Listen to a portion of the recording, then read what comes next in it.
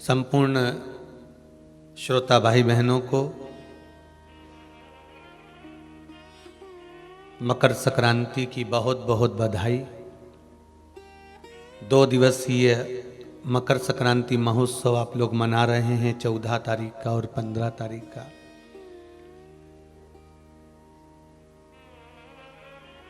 अब बड़ा भ्रम है लोगों को, कोई कहे कि 14 को मनाए कि 15 को मनाए, बड़ा भ्रम है महाराज।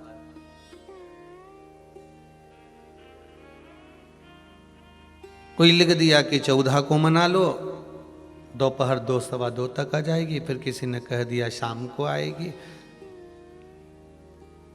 फिर किसी ने कहा कल पहुंचेगी। तो बड़ा भ्रम है। फिर कहा पर्व का स्नान इतने बजे कर लेना, पर्व का स्नान इतनी बजे तक कर लेना। पर अगर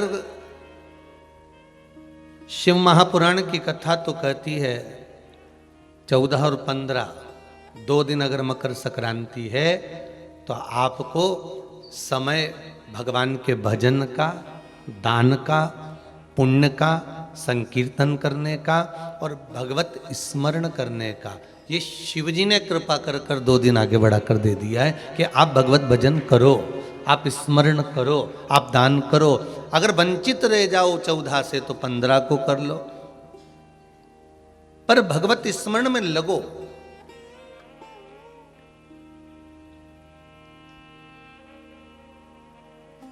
ये जरूरी नहीं कि मकर संक्रांति आएगी तभी तुम गंगा नहाओगे।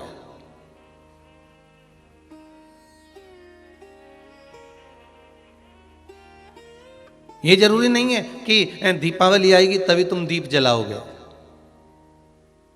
महाराज, यहां तो शिव महापुराण की कथा कहती है हर उत्सव, प्रत्येक दिन, प्रत्येक घड़ी, प्रत्येक पल, प्रत्येक समय, जो समय चल रहा है आप उसको उत्सव सा मनाइए। कि श्वास रुक जाएगी चलते चलते, क्षमा बुझ जाएगी जलते जलते, दम निकल जाएगा रोशनी का, क्या भरोसा है इस जिंदगी का। हर समय, हर पल, हर घड़ी, हर क्षण को आप उत्सव मना लीजिए।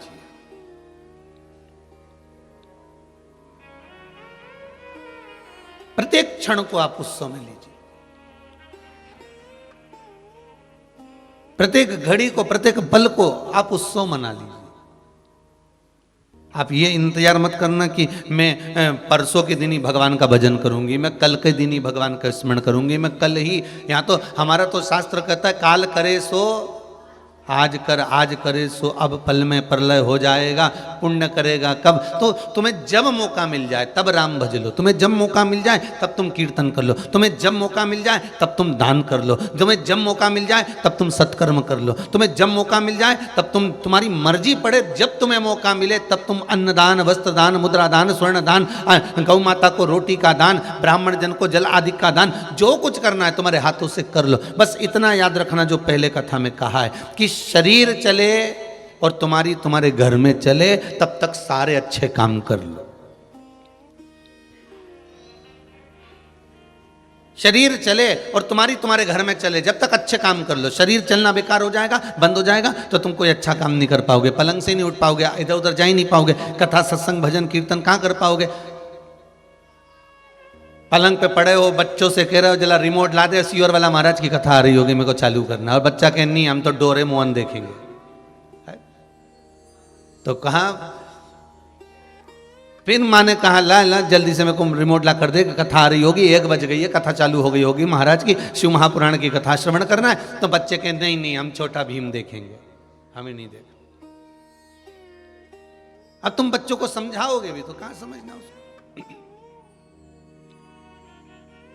तो महाराज जब तक शरीर चले और तुम्हारे घर में चले तब तक सारे पुण्य करो, दान करो, सत्कर्म करो, भजन करो, कीर्तन करो। किसी घड़ी का, किसी समय का इंतजार मत करना। श्वास का कोई भरोसा नहीं,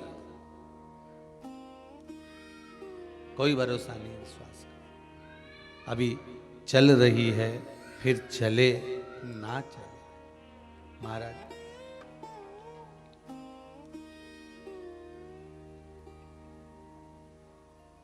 कोई कहेगा मकर संक्रांति आज है, कोई कहेगा कल है, तो आप तो कहना हम तो आज भी खिचड़ी लड्डू का दान दे देते हैं और कल भी खिचड़ी और लड्डू का दान दे देते हैं। तो कि दो दो दिन देने से कौन सा फायदा है? तो कि भगवान समझ जाएगा, जिस दिन का होगा उस दिन मान लेगा। हम दोनों दिन बहुत चतुर चतुर लोग होते हैं, जिनको टिकट करवाना होता है ना रेलवे का, वो बहुत चतुरता अपनाते हैं महाराज जी। अगर स्लीपर का डाल देते हैं, कई स्लीपर का डाल दो, अगर और फिर एसी का डाल दो, सेकंड एसी का डाल दो, थर्ड एसी का डाल दो। जब सेकंड एसी थर्ड एसी का टिकट तो क्लियर नहीं है, मम्मी इसमें टिकट नहीं मिल रहा, वेटिंग चल रही है, तो क्या स्लीपर का भी डाल दे। अगर क्लियर हो गई तो इधर और नहीं हुई तो उधर, तो डाल।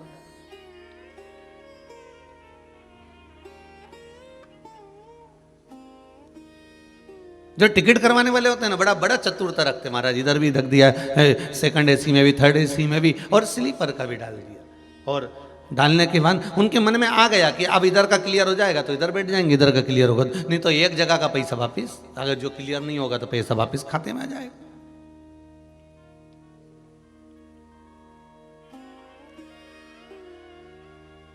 महाराज जब मौका मिल जाए आपको, जैसा मौका मिल जाए, उस भाव में आप भगवान का भजन। दान का कोई समय नहीं है, भजन का कोई समय नहीं है, स्मरण का कोई समय नहीं है, पुण्य करने का कोई समय नहीं है। हाँ, पाप करने के लिए आगे जा रहे हो तो थोड़ा समय लगा देना, पर दान करने, पुण्य करने, सत्कर्म करने जा रहे हो तो बिल्कुल समय मत लगाना। भजन करने जा रहे हो बिल्कुल समय मत लगाना। शंकर जी के मंदिर में पूजन करने जा रहे हो बिल्कुल समय मत लगाना। श्री शिवाय नमस्तुभ्यम का मंत्र जाप करने जा रहे हो बिल्कुल समय मत लगाना। और कहीं ऐसा जरूरत पड़ रही है कि यहाँ झूठ बोलने जाना है, कपट करने जाना है, बेईमानी करने जाना है, प्रपंच करने जाना है, कुछ गलत काम करने जाना है, तो थोड़ा समय लगा देना। मैं एक विचार कर रहा हूँ, आधे घंटे बाद बताऊंगा। मैं आधे घंटे से सब चीज बता दूंगा। मैं विचार कर रहा हूँ, और फिर फोन करेगा वो, भैया देखो वो बहुत जरूरी काम है, तुम कर लोगे क्या? मैं बस 1 घंटे में, अगर कोई गलत चीज़ है, अगर कोई गलत काम है तो उसमें आप थोड़ा समय लगा दीजिए। मैं आधे घंटे से बताऊंगा, 1 घंटे से बताऊंगा, 2 घंटे से बताऊंगा। और कोई पुण्य का कार्य है, सत्कर्म है, भजन है, कीर्तन है, मंत्र जापे, नाम जापे, तो तुरंत मैं बस आ ही रहा हूँ। अभी अभी आया मैं शिव जी के मंदिर, तू चल, मैं पहुंचा, अब भी पहुंचा।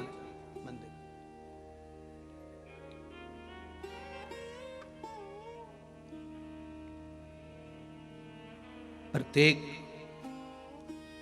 पवित्र नदी पर अगर आप जाएंगे, प्रत्येक पवित्र नदी पर, आज मकर संक्रांति का पर्व है, आज और कल 2 दिन, प्रत्येक नदी पर, प्रत्येक पावन नदियों पर आप जाएंगे तो वहां पर एक घाट मिलता है, जिस घाट का नाम होता है राम घाट। बोलो सही है कि गलत है? कौन सा घाट है वो? राम घाट। एक घाट मिलता है जिसका नाम है राम घाट। आप छिपरा जाएंगे तो वहाँ भी राम घाट मिल जाएगा, आप इलाहाबाद जाएंगे तो प्रयागराज में वहाँ पर भी राम घाट मिल जाएगा, आप हरिद्वार जाएंगे तो वहाँ भी राम घाट मिल जाएगा, आप चित्रकूट जाएंगे तो वहाँ पर भी राम घाट मिल जाएगा, आप सरयू जी जाएंगे तो वहाँ पर भी राम घाट मिल जाएगा, आप यमुना जी के घाट जाएंगे तो वहाँ पर भी राम घाट मिल जाएगा। तो कभी आपने विचार करा कि राम घाट का मतलब क्या होता है और क्यों ये सारे साधु, सन्यासी, तपस्वी, साधक, संत, महात्मा जो कुंभ में स्नान करने के लिए आते हैं, कुंभ के मेले में आते हैं, ये राम घाट पर ही क्यों नहाते हैं?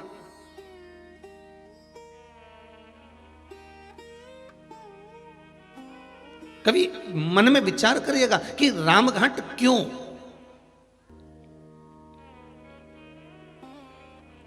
इतने सारे घाट बने हुए हैं, इतने सारे घाट बनाए गए, पर राम घाट की ही महत्वता क्यों होती है? रामघाट का मतलब क्या होता? रामघाट का मतलब है क्या?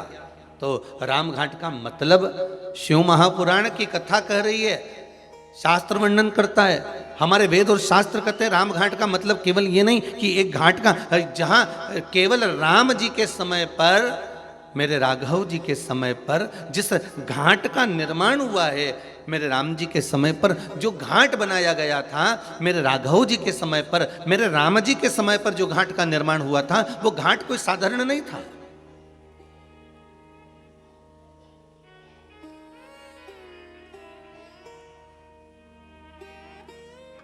पूर्व में जितने घाट बने हैं, पूर्व में जितने घाटों का निर्माण हुआ है, उसके आगे भी उसके पीछे भी, तो जितने घाट बने, मेरे राघव जी के पहले भी राघव जी के बाद भी जितने घाट बने, सारे घाटों में महाराज सारे घाट अलग अलग बनाए जाते थे। ब्राह्मण के लिए ये वाला घाट है, क्षत्रिय के लिए ये वाला घाट है, वैश्य के लिए ये वाला घाट है, शूद्र के लिए ये वाला घाट है, अन्य जीव यहाँ घाट पर जाएंगे, महाराज पशु इस घाट पर जाएंगे, पक्षी इस घाट पर जाएंगे।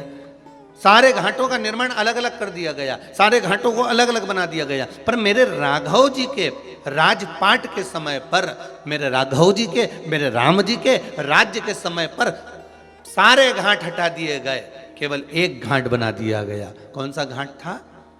राम घाट। जितने आस्था पर कथा सुन रहे हो, मोबाइल पर सुन रहे हो, बिल्कुल ध्यान से सुनना। मेरे राम जी के समय पर सारे, ना ब्राह्मणों के लिए, ना क्षत्रिय के लिए, ना वैश्य के लिए, ना शूद्र के लिए कोई घाट अलग नहीं, कि पशु के लिए कि पक्षी के लिए कोई घाट अलग नहीं। मेरे राम जी के समय पर एक घाट होता था, वो था राम घाट, अर्थात सातों जात का जीव उस घाट पर जावे और भगवान की भक्ति में डुबकी लगावे। राम कथा, शिव कथा, कृष्ण कथा, भागवत कथा, रामचरित मानस, विष्णु कथा, दैवी कथा, ये 33 कोटि देवताओं के जितनी कथा है, ये राम घाट की तरह है कि यहाँ केवल एक के लिए नहीं, कि ब्राह्मणों के लिए है, कि ये क्षत्रिय के लिए है, कि ये वैश्यों के लिए है, कि ये शूद्र के लिए है, ये सातों जात के लिए शिव महापुराण की कथा। राम कथा सातों जात के लिए, कृष्ण कथा सातों जात के लिए।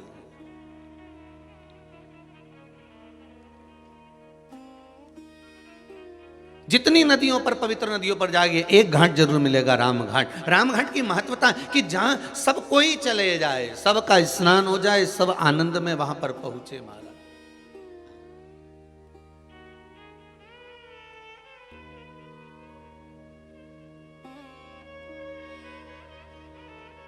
वो घाट है राम घाट महाराज, जहां पर जो स्नान करे प्रेम वश करे, प्रेम और अपने जीवन में उतार कर रखिए इस बात को, इस प्रसंग को उतार कर रखना कि मेरे राघव जी के समय पर कोई भेदभाव नहीं था। मेरे राघव जी के समय पर सारे घाट हटाकर केवल एक घाट कर दिया गया था, वो था राम घाट।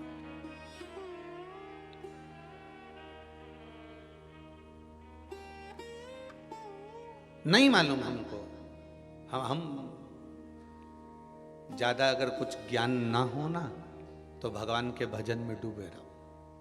हम नहीं जानते, ना पोथी ना पुराण, हमें नहीं मालूम कि कब क्या है। हम तो इतना जानते हैं कि भगवान का भजन कर लो और इन दोनों हाथों से दान कर लो और भगवान की कथा को श्रवण कर लो, नयनों से भगवान का दर्शन दीदार कर लो, इस जिह्वा से भगवती स्मरण कर लो।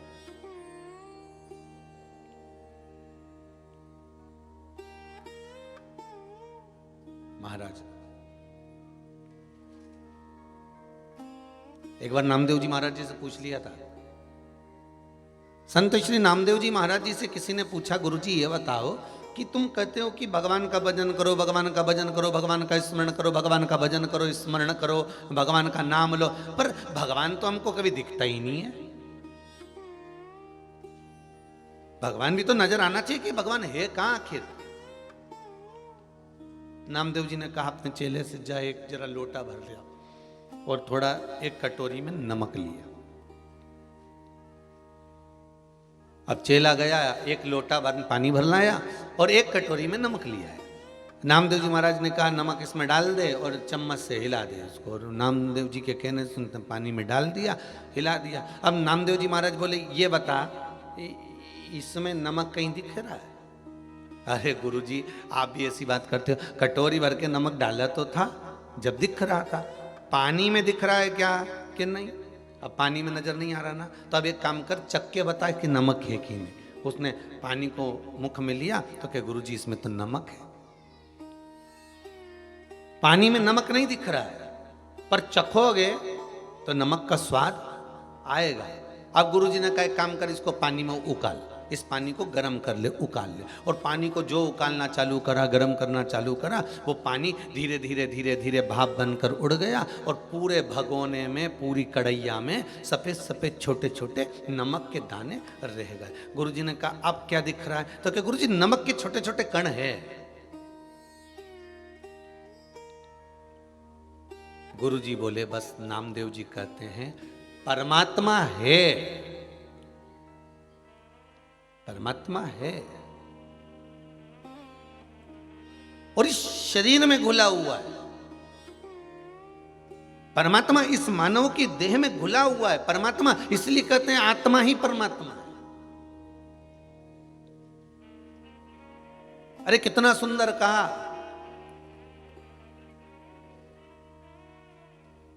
किसी को झूठ बोलकर और किसी के साथ में छल कर कर किसी को धोखा देकर,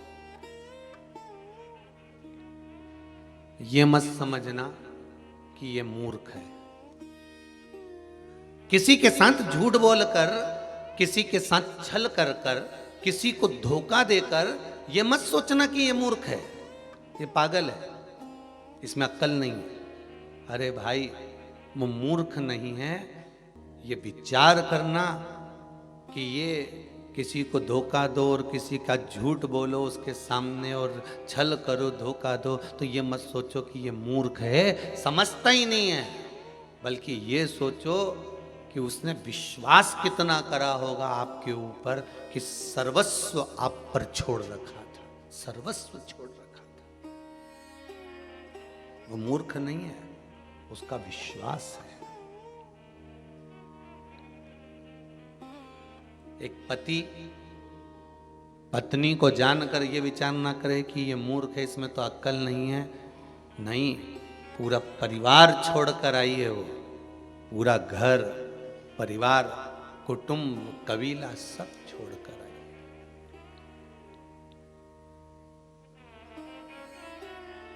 पत्र तो हम लेकर नहीं आए, यहाँ पर तो केवल अभी पब्लिक अलाउ नहीं है, लोग भगत लोग।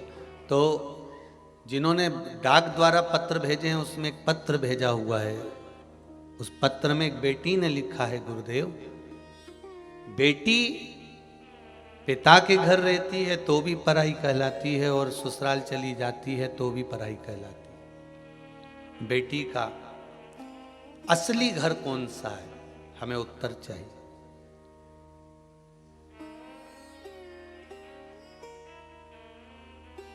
उसका सही घर कौन सा है?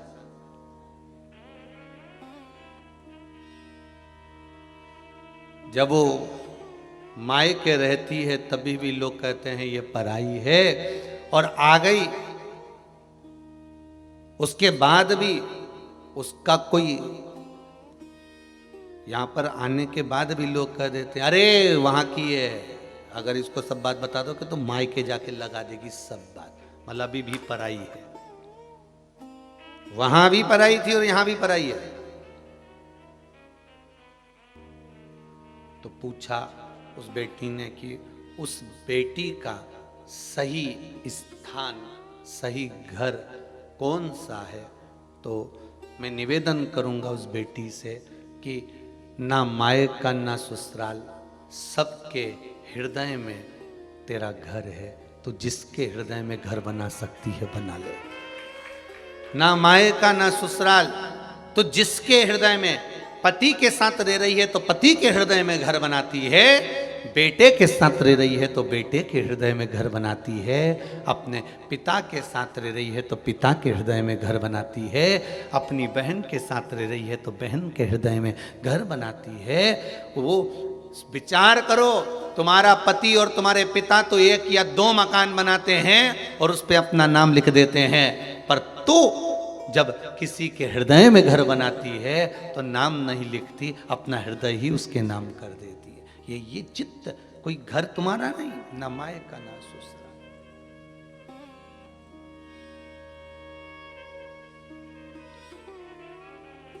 ऐसे सुंदर सुंदर पत्र लोग भेजते हैं, मन तो करता है कि व्यासपीठ पर लेकर आए, और परंतु याद रह जाता है तो बोल देते हैं, नहीं याद रहता तो नहीं बोलते। पर डाक द्वारा जो पत्र आते हैं, कई कई पत्र भी भिलाई में भी कई लोगों ने भेजे थे, तो डायरेक्ट वहाँ कथा स्थल दशहरा मैदान पर ही आ गए थे, तो वहीं खोल कर पढ़े तो ध्यान जहाँ आ जाते हैं वहाँ स्मरण हो जाते हैं। और जब तक कोरोना चले, कोरोना महामारी जब तक चल रही है, तब तक आप कुबेरेश्वर धाम में कथा सुनने ना आए। आपका अगर कोई पत्र है, कोई भाव है आपका, तो आप भेजो लिख कर, कोई वो नहीं है, आएंगे तो हम व्यासपीठ से भी बाज देंगे आपको, कोई दिक्कत वाली बात, पर उस भाव को प्रकट।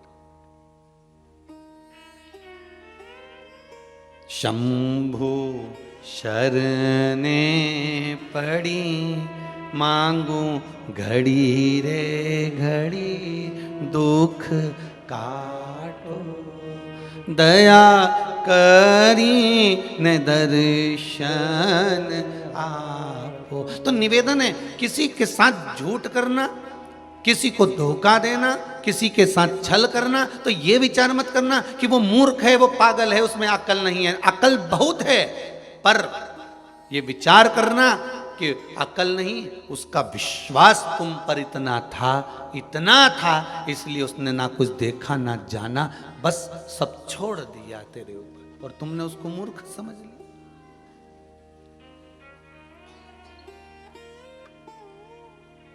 मेरे राघव जी, मेरे राम जी का पूरे अवधपुरवासी, पूरे संसार वासियों पर मेरे राघव का विश्वास अटल था, और विश्वास मेरे राघव ने टूटने नहीं दिया।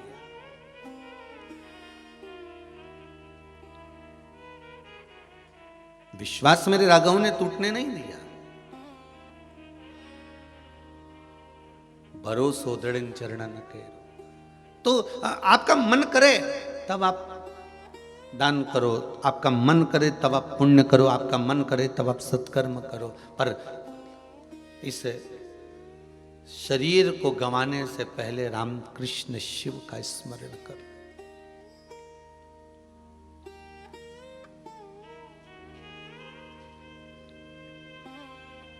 फिर ये जिह्वा हिले ना हिले, नयन दर्शन कर पाए ना कर पाए। एक भाई ने पत्र लिखा है, उमेश सिंह रजावत, मेरा पत्र पंडित श्री प्रदीप जी मिश्रा को दे देना। पत्र में लिखा है, मिल गया उमेश सिंह जी। पत्र में लिखा है, मेरी पत्नी, मेरा परिवार शिव महापुराण की कथा बहुत सुनता है। एक बार मेरे परिवार वालों ने कहा था कि शंकर का दर्शन करने के लिए कुबेरेश्वर धाम जाना है, तो उमेश सिंह जी पहले तो आपको कह दें कि अभी तो शंकर जी बैठा ही नहीं है, ठीक है, पर बाबा का धाम है, बाबा भी राजा है, बाबा का कंकड़ शंकर है यहाँ।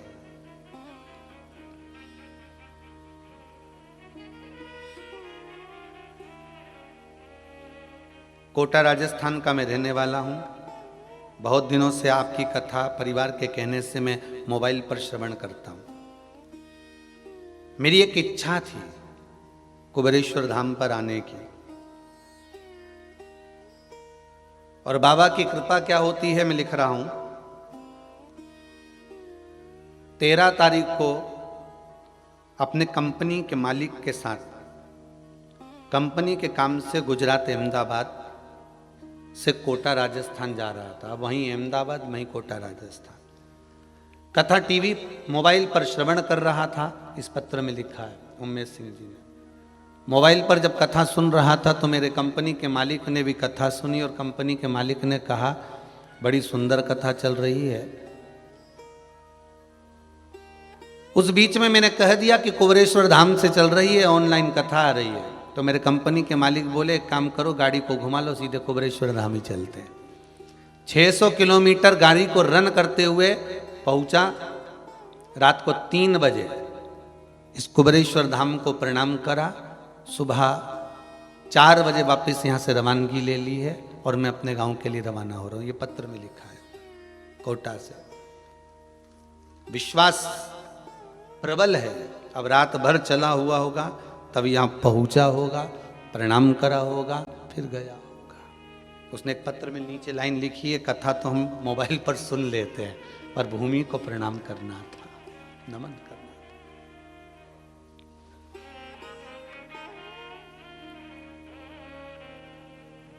कोई अलग घाट मेरे राघव जी ने नहीं बनाया, मेरे राघव जी ने विश्वास जागृत करा। और एक आपसे निवेदन करेंगे, किसी भी पुण्य नदी पर जाना, हरिद्वार जाओ, चाहे प्रयागराज जाओ, चाहे नेमिष जाओ, चाहे आपकी मर्जी पड़े, आप चित्रकूट जाओ, चाहे आप अयोध्या जाओ, चाहे आप काशी जाओ, चाहे आप उज्जैनी जाओ, जितनी पवित्र नदियों पर जाते हो, एक मन में ध्येय बनाकर जाना कि हम सारे घाटों का दर्शन करें, मना नहीं है, पर हमको एक बार राम घाट जरूर जाना।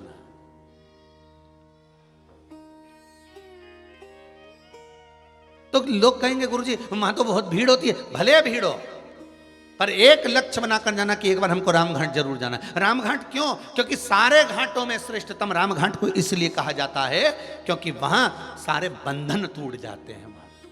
रामघाट पर क्या है?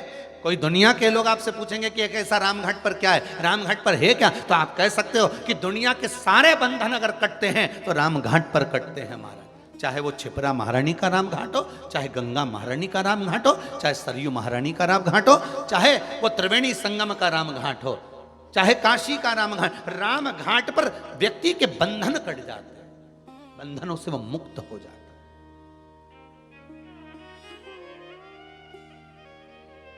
गोदावरी के राम घाट पर जाएं, चाहे यमुना के राम घाट पर जाएं, वहां बंधन कट रहा है व्यक्ति का। और बंधन कौन सा? कौन बंधन? क्यों? साधु संत महात्मा साधक उपासक ये जितने होते हैं, कुंभ के मेले में इनसे कहा जाता है सारे साधु सारे सन्यासी सारे तपस्वी अगर नहाएंगे तो राम घाट पर नहाएंगे, राम घाट के उस पावन घाट पर नहाएंगे। क्यों? क्या कारण है? उसका एक कारण है, राम घाट पर स्नान करा हुआ जीव का फिर पुनः जन्म नहीं होता, सब बंधनों से मुक्त होकर वो परमात्मा की ओर चला जाता है, फिर वो मुक्त हो गया।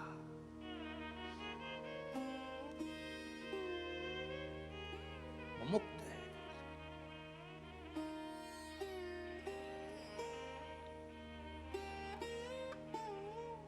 अरे सारे तीर्थ धाम आपके चरणों में, हे भोलेनाथ प्रणाम आपके चरणों में। सारे आप उस राम घाट पर अगर पहुंचे हो तो बंधन से मुक्त हो गए हमारे। और बहुत बहुत धन्यवाद तीनों यजमानों को, मंगल परिवार, गुप्ता परिवार और शर्मा परिवार को। आज राम घाट की कथा करवा कर आपने लोगों को राम घाट में निलवा दिया है। राम घाट की कथा श्रवण कर कर आपने घाट पर स्नान करा दिया।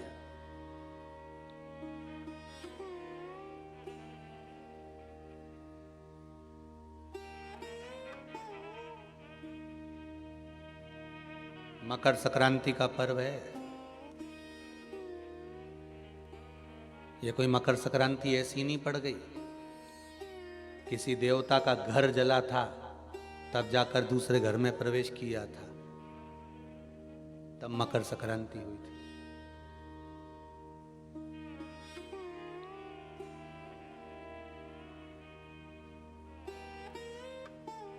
एक बहू ने अपने ससुर का आदर नहीं करा था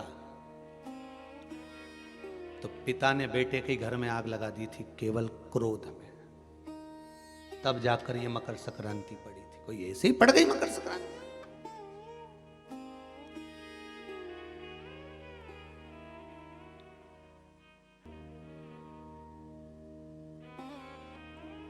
कह दिया आपने तो कि मकर संक्रांति का दान बड़ा प्रबल होता है, पर उस दान की महत्वता क्या है? हमारे शास्त्र क्या कर रहे हैं, हमारे पुराण क्या कर रहे हैं, हमारे वेद क्या कर रहे हैं? हम तो सुनते हुए आए, भीष्म पितामह बाणों की सैया पर पड़े तो उत्तरायण सूर्य आने वाला था, इसलिए तब प्राण त्यागूंगा।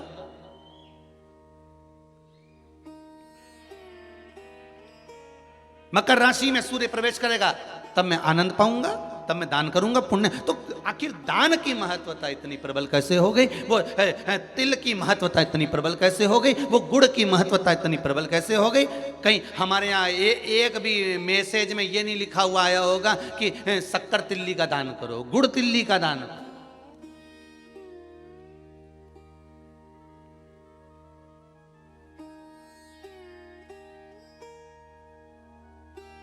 ज्योतिष के हिसाब से तिल शनि है और गुड़ सूर्य है। ज्योतिष के हिसाब से तिल शनि है और गुड़ सूर्य है। कोई साधारण सा भाव नहीं प्रगटा है महाराज जी। इस मकर संक्रांति पर केवल लोगों ने कह दिया कि पतंग उड़ा लो, तो कितनी अच्छी बात है, हिंदू धर्म में कम से कम एक दिन दिया, उड़ा लो जितनी मैंने उड़ाओ, पर एक ही दिन उड़ाना रहे और एक ही दिन काटना। बाकी के दिनों में ना तो किसी के बारे में उड़ाना और ना किसी की काटना।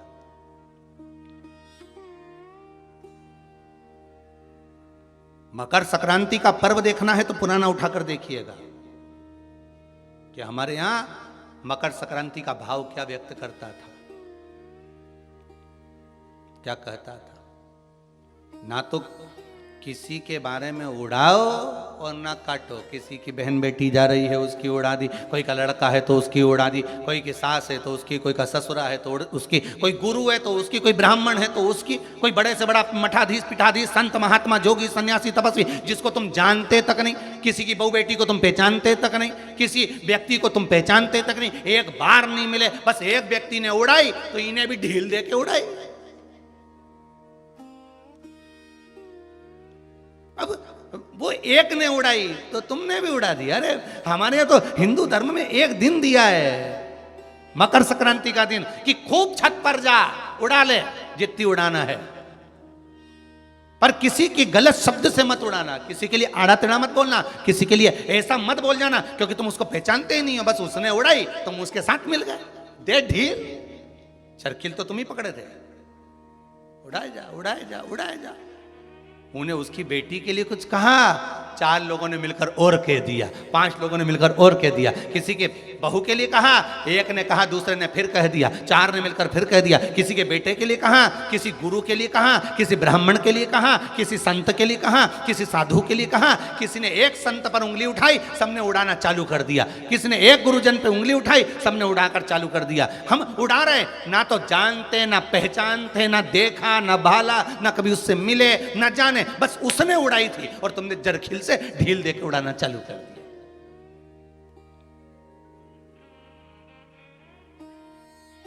अरे कितना हमारी भारत की भूमि को पहचानो तो रे भाई।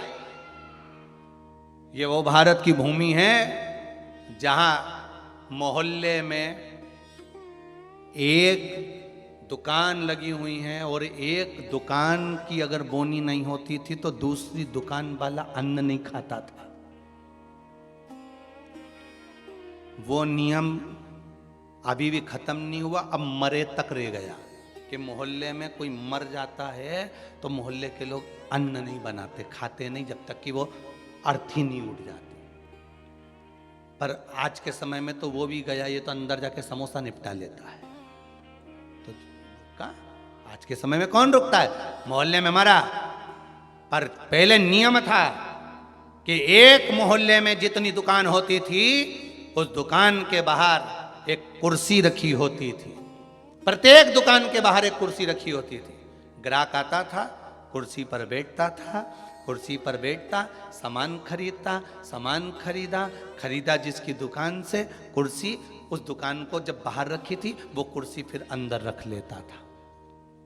अब जिसकी दुकान में कुर्सी अंदर चली जाती थी, उस दुकान पर अगर कोई सामान खरीदने आता था तो जो दुकान का मालिक है वो कहता था भैया ये सामान मेरे पास में नहीं है, सामने वाली दुकान पर है, वहां चले जाओ। सामान इसके पास रहता था पर नहीं देता था, क्योंकि इसको मालूम है कि मेरी बोनी हो गई है पर सामने वाले की बोनी नहीं हुई है, इसलिए वो कहता था सामने वाली दुकान पे मिल जाएगा, मेरे यहाँ नहीं है। जब वो सामने वाली दुकान पर जाता था, कुर्सी पर बैठता था, सामने वाला उस कुर्सी को उठाकर अंदर रख लेता था। फिर कोई उसकी दुकान पर जाता था, भैया ये सामान है क्या, तो क्या हमारे पास नहीं मिलेगा, वो तीसरी दुकान पर मिलेगा, उसके यहाँ भेज देते थे कि वहां चले जा, वहां कुर्सी पर। क्यों? क्योंकि अगर हमारे लाइन में, हमारी पट्टी में, हमारे मोहल्ले में अगर किसी एक दुकानदार का अगर बोनी नहीं हुई, बिक्री नहीं हुई, तो फिर हमारा भोजन करना व्यर्थ है।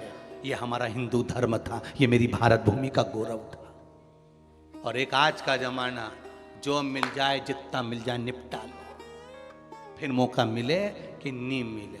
आज के जमाने में बस निपटाओ, अपन तो काटो, दे के काटो।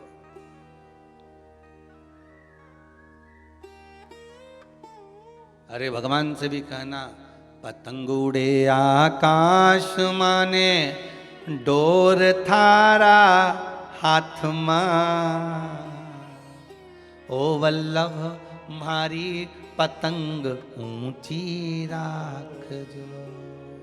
श्री जी बाबा मारी पतंग ऊंची राख जो, गोवर्धन बाबा मारी पतंग ऊंची राख, ओ भोले बाबा मारी पतंग। भगवान से प्रार्थना कर, और दिया एक दिन भगवान ने, उड़ा लो जितनी उड़ाना है।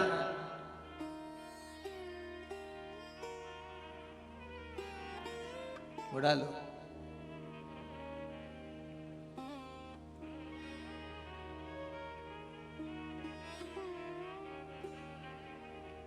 महाराज ज्योतिष में तिल को शनि और गुड़ को, जम के बोलो जरा, सूर्य कहा गया। दोनों बाप और बेटे का मिलन करवाया, क्योंकि इन दोनों की बनती नहीं थी। शनि की सूर्य से ना बने, सूर्य देव की शनि देव से ना बने, दोनों का मिलन है, दोनों का मिलन। महाराज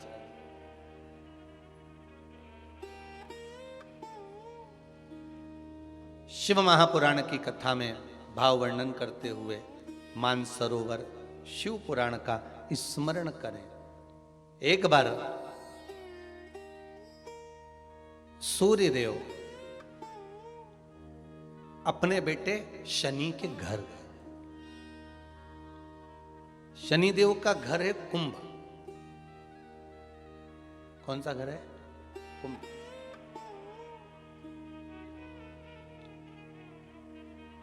एक सरल भाषा में लेना, घर में अगर ससुर आए, घर में घर का बुजुर्ग आए, बड़ा आए, तो उसका आदर होना चाहिए कि नहीं होना चाहिए। हमारी शिव महापुराण की कथा तो यहाँ तक कहती है कि आपकी उम्र से अगर कोई बड़ा आ रहा है तो आपको खड़े हो जाना चाहिए। यहां तक शास्त्र कह रहा है। कोई आदरणीय आ रहा है, कोई गुरुजन आ रहा है, कोई साधुजन, कोई सन्यासी, तपस्वी, साधक, उपासक, ब्राह्मण जन, घर के कोई बड़े, माता पिता, ताऊ ताई, चाचा चाची, जो घर के बड़े आ रहे हैं, अगर कोई वयो आ रहा है, कोई वृद्ध आ रहा है, अपने केवल घर के ही नहीं बाहर का भी अगर कोई बड़ा है, आदरणीय है, सत्कार वाला है, सम्मान वाला है, तो उठ के खड़े हो जाना चाहिए।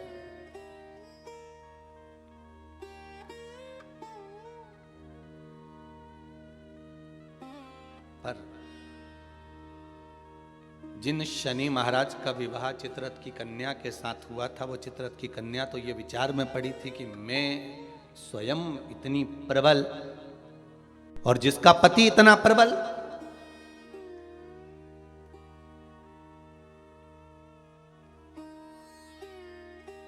जीवन में कभी अहंकार मत करना।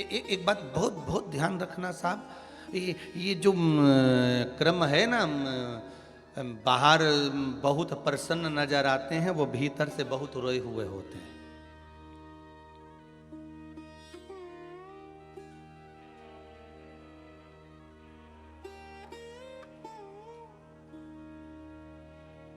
किसी ने पूछ लिया,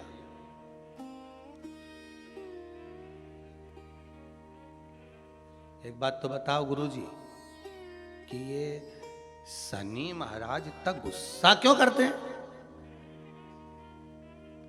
दुकान पे सेठ जी इतना गुस्सा क्यों करते हैं? रोज करते हैं क्या?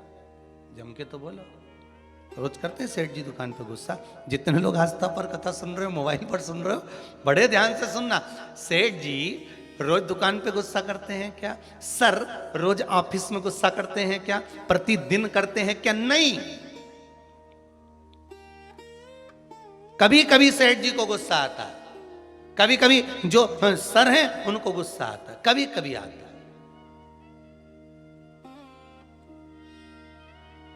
रोज नहीं करते। बहुत बहुत सावधानी से कथा का स्मरण करिएगा। सर रोज गुस्सा करते हैं क्या? नहीं। सेठ जी रोज गुस्सा करते हैं क्या? नहीं। प्रतिदिन नहीं करेंगे। मालिक रोज क्रोध करते हैं क्या? नहीं। अगर ऑफिस में सर क्रोध कर रहे हैं, ऑफिस में सर क्रोध कर रहे हैं, दुकान पर सेठ जी क्रोध कर रहे हैं, मालिक अगर क्रोध कर रहा है तो रोज नहीं करता। वो कब करता है? जब घर में उसकी कुछ अनबन थोड़ी बहुत, परिवार में भी सबसे अनबन हो तो भी इतना गुस्सा नहीं करेगा। पर वो जगदम्बा के साथ जब अनबन होती नहीं बेरू की, तब फिर तो बिल्कुल फिर कोई नहीं चलेगा। फिर तो वो मुंह उतरा रहेगा, गुस्सा भरा रहेगा। फिर कोई बोला तो क्रोध। तो किसी ने पूछा गुरुजी ये शनि महाराज को इतना क्रोध क्यों आया रहता है? जब देखो जब शनि जी गुस्से में रहते हैं। हाँ, परंतु कभी कभी करते हैं, पर इतना गुस्सा क्यों रहता है इनके पास में? उसका एक ही तो कारण होगा। एक कारण है शनि महाराज के क्रोध करने का।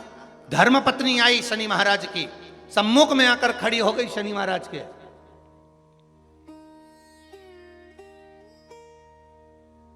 और अपने कार्य में शनि महाराज लगे रहे।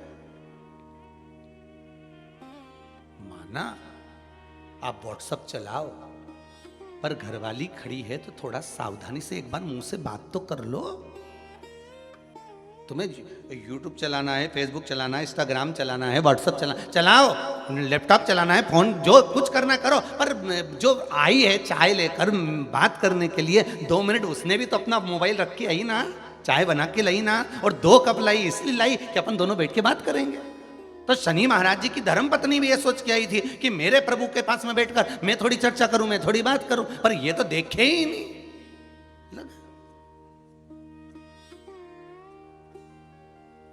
आ गया क्रोध,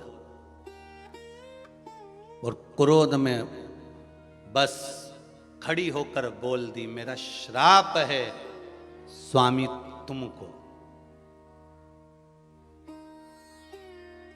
अब देखिए जरा शनि महाराज की पत्नी, मेरा श्राप है स्वामी तुमको, तुम मुझे नहीं देखे हो, अपने कार्य में लगे हो। मैं श्राप देती हूं, तुम जिस पर दृष्टि दोगे वो जलकर भस्म हो जाएगा। बहुत अच्छे थे शनि महाराज, ऐसा नहीं है, थे अच्छे, परंतु ये जगदम्बा के कारण गुस्सा आ गया बस। और श्राप मिला, जिस पे दृष्टि दोगे बस। शनि महाराज ने भी सोच लिया अब क्या करूं, श्राप लग गया। भगवान शनि महाराज भी विचार करे कि अब किसी को भी देखूंगा तो, इसलिए शनि महाराज की दृष्टि नीचे रहती है, सामने कभी नहीं रहती। शनि मंदिरों में जितने भी शनि मंदिर हैं, आप सारे शनि मंदिरों में जाकर दर्शन करोगे तो शनि महाराज की दृष्टि सामने है। पर शास्त्र कहता है शनि महाराज ने दृष्टि अपने ऊपर नहीं रखी, नीचे की ओर रखी है, नीचे झुकाकर। अब लोग समझे तो ना, मंदिरों में जितने शनि मंदिर हैं सब मंदिरों में शनि की दृष्टि सामने रख दी। जो आता है तेल चढ़ाने पूजन करने के लिए दृष्टि सम्मुख होती है।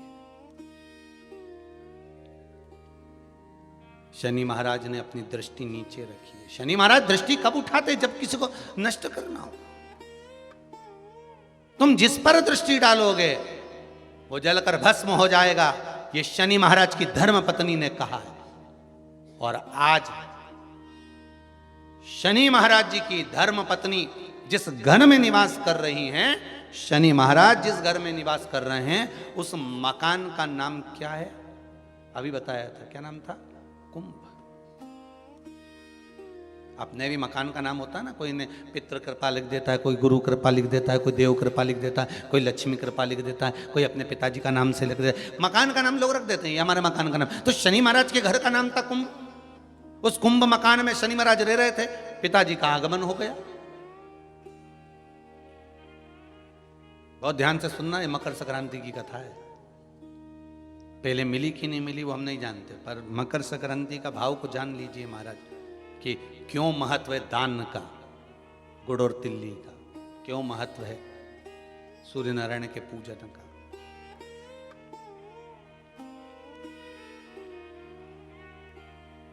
महाराज शंभु शरणे पड़ी मांगू घड़ी रे घड़ी, दुख काटो दया करी ने दर्शन आपो। हे शिव करुणा सागर भगवान ओघड़दानी त्रिकालदर्शी शंकर की कथा कर रही है। भगवान सूर्य नारायण का प्रवेश हुआ कुंभ में, घर में प्रवेश करा। जैसे ही प्रवेश करा शनि महाराज तो उठ खड़े हुए, पर बहू खड़ी नहीं। घर का अगर कोई बड़ा आए, आदरणीय आए, सम्माननीय आए, तो उसको आदर देना चाहिए, सत्कार करो।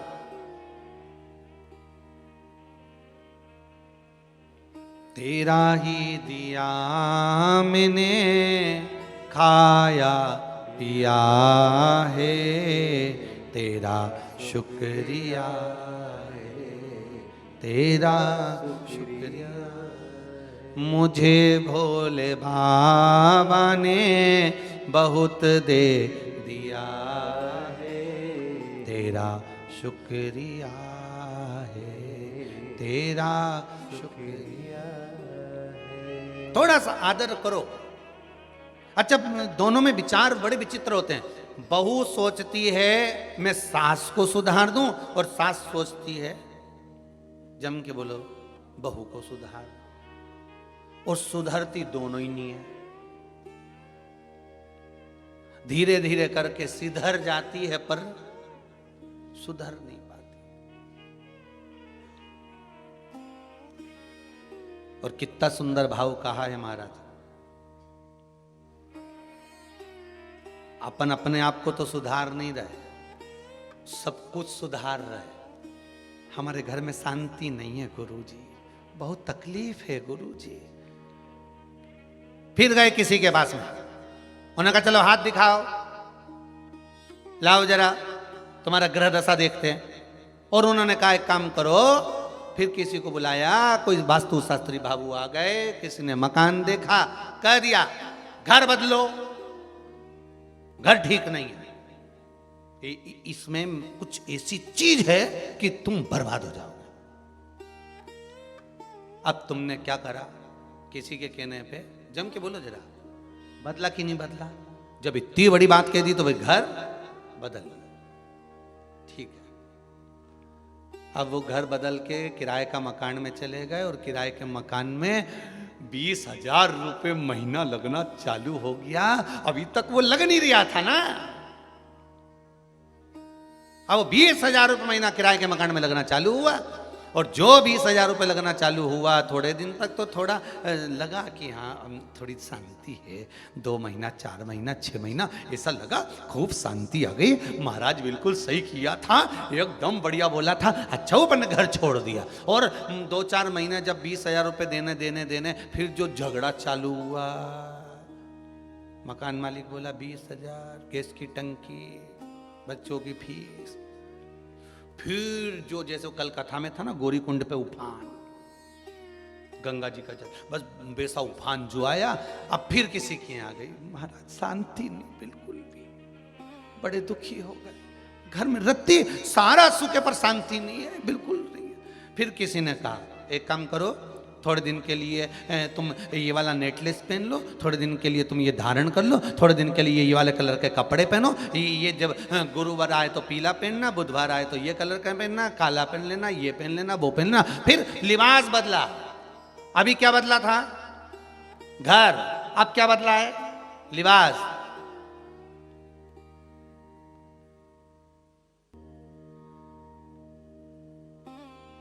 थोड़े दिन अच्छा लगा क्योंकि कपड़े चेंज हो गए, मॉल पे से नए आ गए, तो अभी दुखी भी नहीं होंगे क्योंकि अच्छा लगना। फिर 4-6 महीने निकले, 8 महीने, 1 साल निकला। उसके बाद फिर किसी बात बड़े दुखी हो गए, बड़ी तकलीफ है। क्या हुआ? क्या? बस पूछो ही मत, व्यापार में भी बड़ी तकलीफ है, घर में भी है। फिर किसी ने कह दिया तुम्हारे रिश्तेदार तुम पे कुछ करवा रहे हैं। फिर तुम्हारे रिश्तेदार कर रहे हैं। अब क्या करा इसने? रिश्तेदारी छोड़ दी, क्योंकि महाराज जी ने कहा था रिश्तेदार करवा, रिश्तेदारी छोड़ दी। अब अभी क्या बदला था? सबसे पहले जम के बोलते जाओ, घर बदला, फिर लिबास बदला, फिर रिश्ते बदल दिए। अब थोड़े दिन किसी से फोन पे बात नहीं हो रही, किसी से बातचीत बंद हो गई। अब ऐसा लग रहा है वही करा रही थी, अब तो अच्छी हमारी तबीयत भी अच्छी हो गई। अब 2, 4, 8, 15 दिन, 1, 2 महीना, 4 महीना, 6 महीने अच्छे रहे, फिर मालूम पड़े तकलीफ आ गई। फिर किसी ने कह दिया, किसी क्या कह, क्या हुआ? वो तुम्हारा जो सहेली है ना और वो दोस्त है ना तुम्हारा, बहुत वही सब कुछ कर रहा है। अब बचा कुछ, दोस्त बचे थे, सहेली बची थी। तो पहले क्या बदला? घर। फिर क्या बदला? लिबास। फिर क्या बदला? रिश्तेदार। अब क्या बदल रहे हो? एक दोस्त छोड़ा, एक सहेली छोड़ी, दूसरी बना ली। पर शिव महापुराण की कथा कर रही है, जब सब कुछ बदल के देख लो और कुछ बदलने के लिए ना बचे, तो अपने पुराने घर में रहकर अपने आप को बदल कर देख लेना, सब बदला हुआ नजर आ जाएगा। हम खुद को नहीं बदल पा रहे हैं, बाकी के हमने सब कुछ बदल दिया।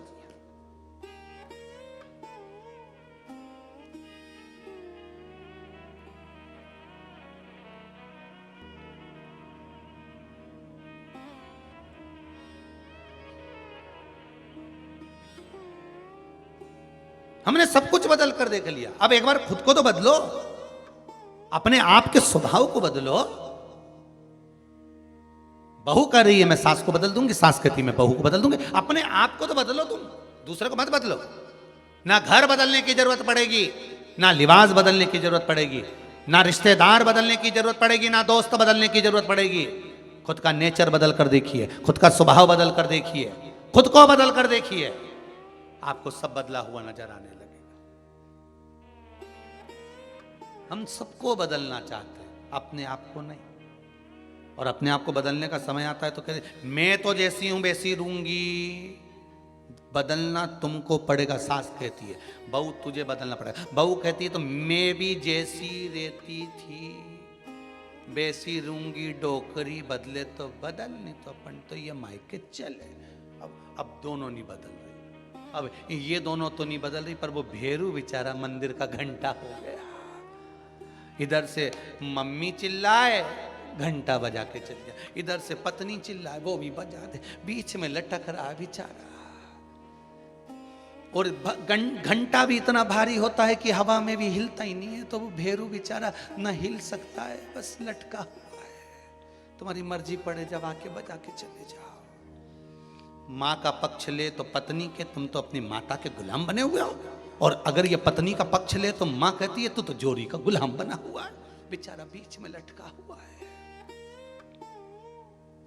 बीच में किसके लिए बोले, क्या बोले? इसीलिए शिव पुराण कहती है, क्या किसको रोइए चादर तान के, सो आग लगे बस्ती में अपन रहो मस्ती। अब बदल रहे, कौन बदलेगा?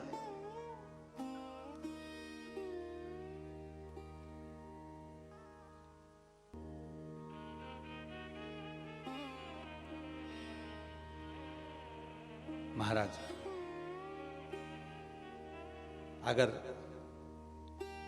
शिव भक्ति है महाराज, शिव स्मरण है, तो उसमें भाव कहा गया, आप स्वयं को बदलिए।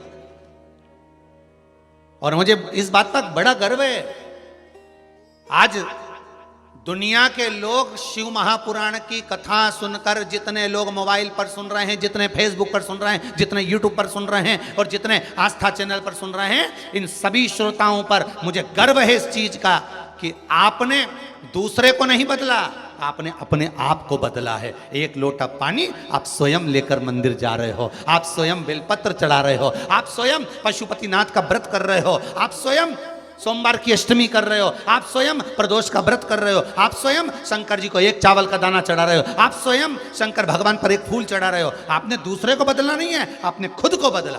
और आप खुद को बदले, इसलिए धीरे धीरे देखते देखते पूरा परिवार बदल गया, फिर रिश्तेदार बदल गए, फिर मोहल्ला बदल गया। अब पूरे मोहल्ले में जो शंकर जी का मंदिर होगा उसमें तुमने चालू करा था, अब तुम्हें भी लाइन लगाकर पूजन करना पड़ रही होगी, क्योंकि तुमने बदला है। ये सीहोर वाले महाराज ने नहीं बदला,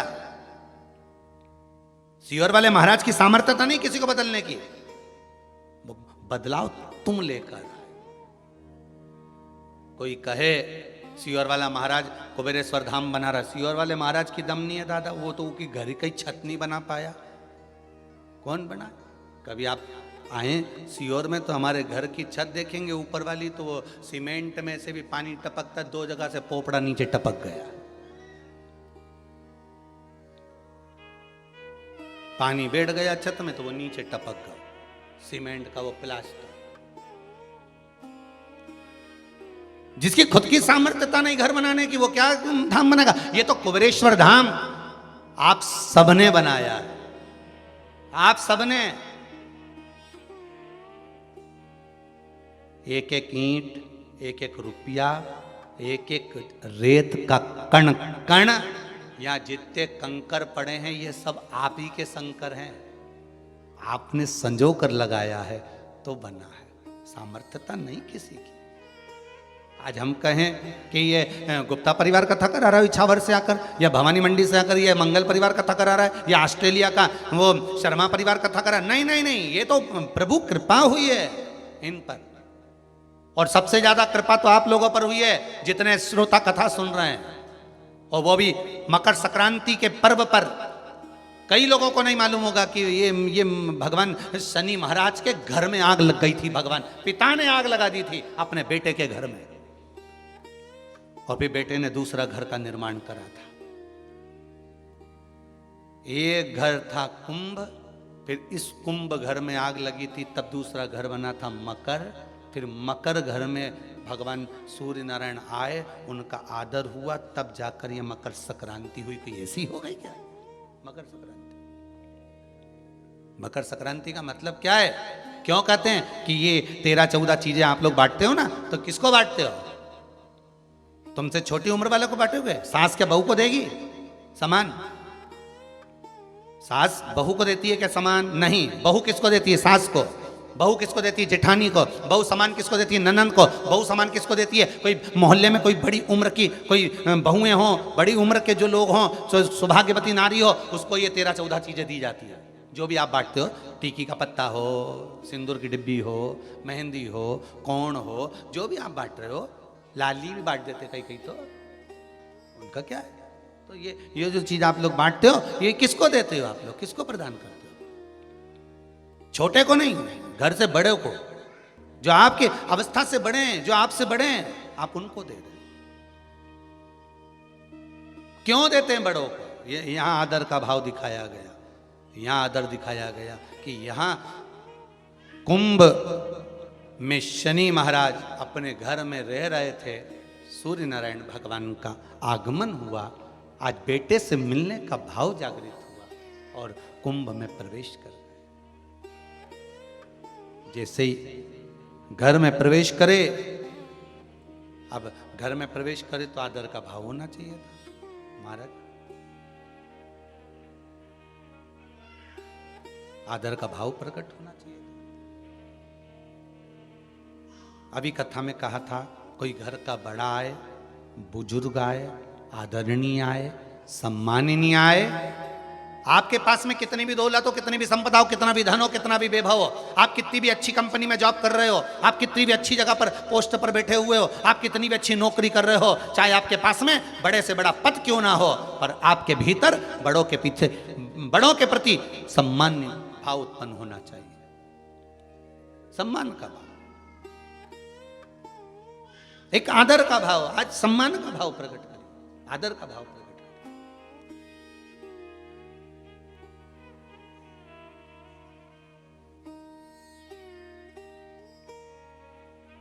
महाराज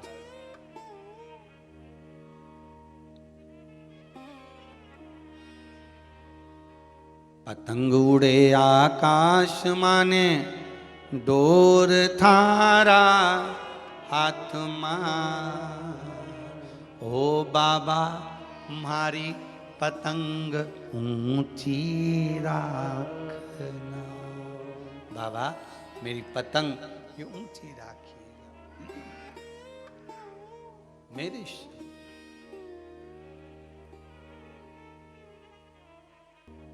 भगवान कुंभ के शनि महाराज के घर में प्रवेश करे। शिव भगवान सूर्य नारायण को देखकर बेटा तो उठकर खड़ा हो गया, पर धर्म पत्नी थोड़ा आदर ना कर पाई, थोड़ा आदर नहीं करा है। और जब आदर नहीं हुआ जानकर शनि महाराज ने कहा, शनि महाराज को थोड़ा सा क्रोध आया, सूर्य बाबा को क्रोध आ गया। सूर्य बाबा ने अपने ही तेज प्रकाश से कुंभ को जला दिया। जिस घर का तुझे अभिमान है, जिस घर का तू अभिमान बनाकर बैठा है, जा तेरे ही घर को मैं श्राप देकर जला देता। और ध्यान देना महाराज, ये कोई साधारण सी कथा नहीं है मकर संक्रांति की। राम घाट से आज की कथा चालू हुई है, राम घाट से। और बहुत ध्यान देने वाली बात है, शनि महाराज का घर जला था पिता के सम्मुख में। उसका एक कारण है, जिस घर में बड़ों का आदर नहीं होता, सम्मान नहीं होता, सत्कार नहीं होता, वो घर में भले फ्रिज, कूलर, वॉशिंग मशीन, जमीन जायदाद सब बढ़ सकती है, पर उसका वैभव, उसका यश और आरोग्यता नहीं आ सकती। कई लोग कहते हैं हमारी माँ तो बहुत पक्षपात करती हैं, हमारे पिताजी तो पक्षपात करते हैं, उन्होंने उनको इतना दे दिया, हमको कम दे दिया, ऐसा कर दिया, वैसा। भले करे, उनके कर्म का भोग वो भोगेंगे, पर आपका कर्म है, आप अपने माता पिता का आदर करिए। जब वो आपके घर में आए, आदर दीजिए। और नहीं आते, कितना भी झगड़ा हो, कितना भी लड़ाई हो, कितना भी विवाद हो, कितनी भी विवाद हो, बात खत्म ना करते हुए, बात बंद ना करते हुए एक बार उनको बुलाओ जरूर कि मेरे घर पर आइए। आदर करो, सम्मान करो, सत्कार करो। शनि महाराज का घर भी जल गया था, मात्र पिता का आदर नहीं हुआ था। कितना प्रबल थे शनि महाराज, जरा अंदाजा लगाओ। जिनकी ढैया और 7.5 तो यूं ही निपटा दे आदमी को। जो कृपा की दृष्टि शनि महाराज कर दे तो धन की कमी ना हो जिसके यहाँ। और अगर शनि महाराज को दृष्टि कर दें तो लोग बर्बाद हो जाएं। वो शनि महाराज का घर उनके पिताजी ने आग लगा दी। किसकी हिम्मत शनि महाराज पे दृष्टि डालने की। आज के ज़माने में शनि महाराज के लोग बाल्टी लेके तुम्हारे सामने आ जाएं तो तुम्हें 10 रुपया 1 रुपया तो देना ही पड़ता है। इतनी दमदारी आज भी शनि महाराज की। और उनके घर में आग लगाना कोई सरल बात है?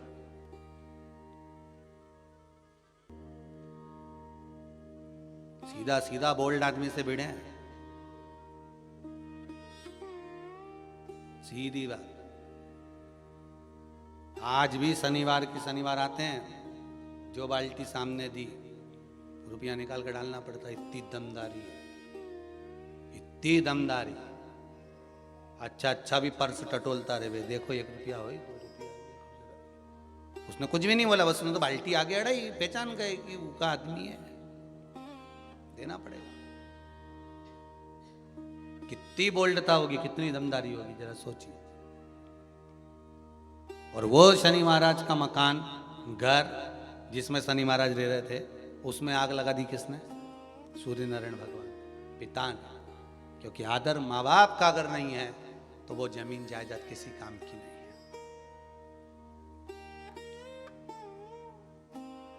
जिस घर में माँ बाप की इज्जत नहीं होती, उस घर में देखना कभी बरकत नहीं होती। जहां आदर नहीं, सम्मान नहीं, सत्कार नहीं, मदन दौलत का।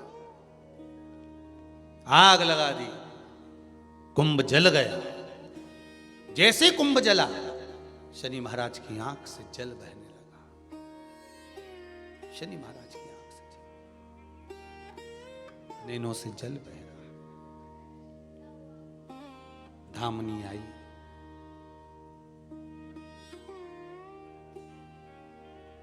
पूछा क्या हुआ, आज घर में आग लग गई। पिता आए थे, उनके लिए कुछ ला नहीं सकी तो? घर का बुजुर्ग आया था, घर का बड़ा आया था, कम से कम आदर तो करना चाहिए। कुछ नहीं, अगर घर का बड़ा आए ना, घर का बुजुर्ग आए ना, घर का कोई बयो व्यक्ति आए, तो आदर के 2 शब्द ही बोल लो, बहुत ऐसा मीठे शब्द।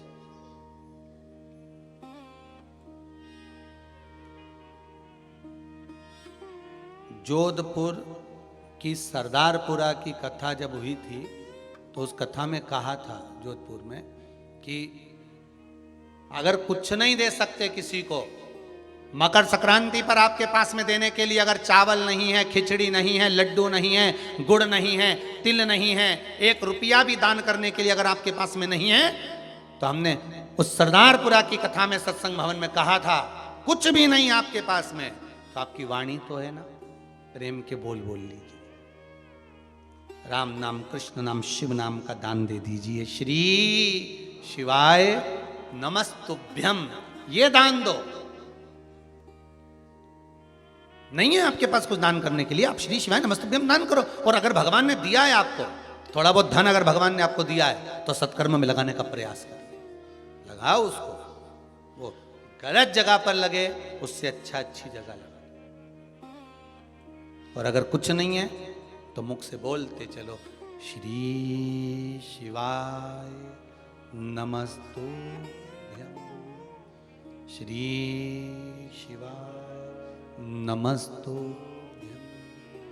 आज मकर संक्रांति है, सभी लोग इस मंत्र का दान आप भी करो और हम भी करें, साथ में मिलकर बोलें, श्री शिवाय नमस्तुभ्यम, श्री शिवाय नमस्तुभ्यम, श्री शिवाय नमस्तुभ्यम, श्री शिवाय नमस्तुभ्यम। कुबेरेश्वर बाबा की इस पावन धरा से ऑनलाइन जितने लोग शिव महापुराण की कथा को सुन रहे हैं, यही विचार करना कि कुबेरेश्वर बाबा के इस पावन प्रांगण में, जो कुबेर भंडारी की ये भूमि है, उसमें जो कूप है, यही समझना कि उस पवित्र कूप का आप स्नान कर रहे हो। एक बार फिर मुख से बोलो, श्री शिवाय नमस्तुभ्यम, श्री शिवाय नमस्तुभ्यम। अब तो ये भाव रखो कि हमने पवित्र कूप में, कुबेरेश्वर धाम के इस पावन धरा पर जो कूप है बाबा का, हमने उसमें स्नान किया।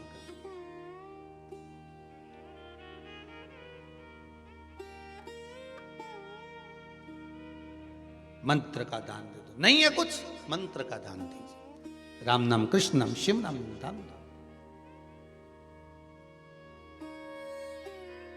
महाराज कुंभ जल गया। शनि महाराज ने अपनी पत्नी से कहा, देखो कुछ बचा है घर में, कुछ बचा है घर में, देखिए जरा। शनि महाराज की धर्म पत्नी दौड़ कर गई है और जाकर देखा तो धधक धधक कर जल रहा था, कुछ भी नहीं बचा था, कुछ भी नहीं है। तब शनि महाराज ने अपने पिताजी के चरण पकड़े, गलती हो गई, मेरा पिता आया था, मैं आदर नहीं कर पाया। मेरे पिता आए, सूर्य नारायण आए और मैं आदर नहीं कर पाया। विनती करता हूं, निवेदन करता हूं, पिताजी आप, मैं दूसरे घर का निर्माण करता हूं, उस घर में आप जरूर आना पिताजी। मुझसे जो बनेगा मैं आदर के भाव रख दूंगा, मुझसे जो बनेगा मैं आदर का भाव रखूंगा। सूर्य नारायण भगवान बोले, क्या आज तेरे पास में कुछ खाने के लिए नहीं है? माना मैंने तेरे घर में आग लगा दी, माना तेरे घर में कुछ भी नहीं है, पर कुछ तो होगा, कुछ तो होगा।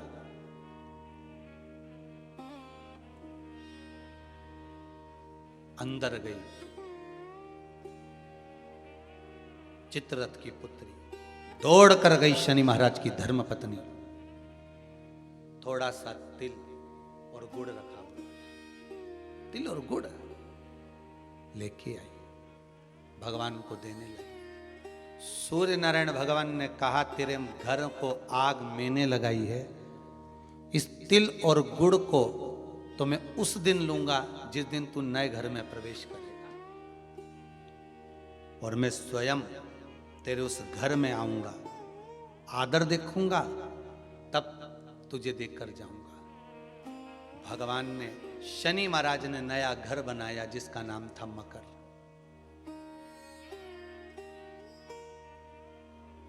उस कुंभ में आग लगाई, मकर में भगवान शनि महाराज ने बार बार अपने पिताजी को आदर कर कर कहा, पिताजी पधारो, पिताजी पधारो। पिताजी कहते हैं, जब उत्तरायण भाव में भ्रमण करते हुए आऊंगा, सब देवताओं के घरों में प्रवेश करते करते आऊंगा, तब शनि तेरे घर में भी प्रवेश करूंगा। तब मकर में प्रवेश किया तो शनि महाराज की पत्नियां दौड़कर तिल गुड़ से अपने पिता का आदर करने लगी। जानकर सूर्य नारायण भगवान ने वर प्रदान कर दिया।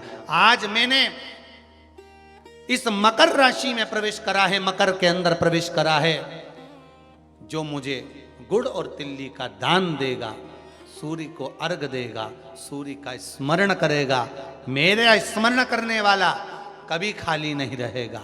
जैसे शनि को नया भवन दिया, जो मुझे आनंद से स्मरण करेगा, आज के दिन जो दान पुण्य भजन कीर्तन स्मरण करता है, पुराण और वेद को श्रवण करता है, मेरी पावन चरित्र को सुनेगा, उसको भी मैं नूतन नूतन भाव प्रदान करता रहूंगा, नूतन भाव। इसलिए होती है मकर संक्रांति और तिल और गुड़ का दान।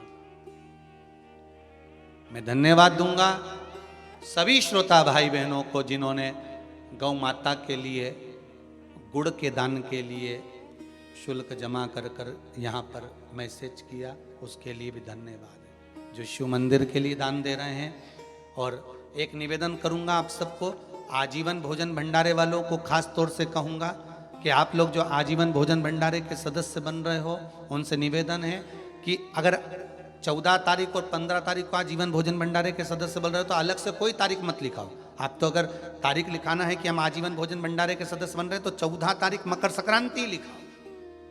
उसका कारण है, कम से कम आज के दिन आजीवन भोजन भंडारा, मतलब अपन रहें ना रहें, पर आपके निमित्त, आपके द्वारा यहां लोग भोजन तो कर लेंगे, सुख तो पाएंगे। तो आजीवन भोजन भंडारे वाले ध्यान रखें कि कोई तारीख मत बदलो आप तो कि हमारे जन्मदिन पे करना या नहीं, आप तो 14 मकर संक्रांति की हमने लिखा दी, मतलब आज करा तो आज ही का लिख लो, आप तो मकर संक्रांति पे करा दीजिए।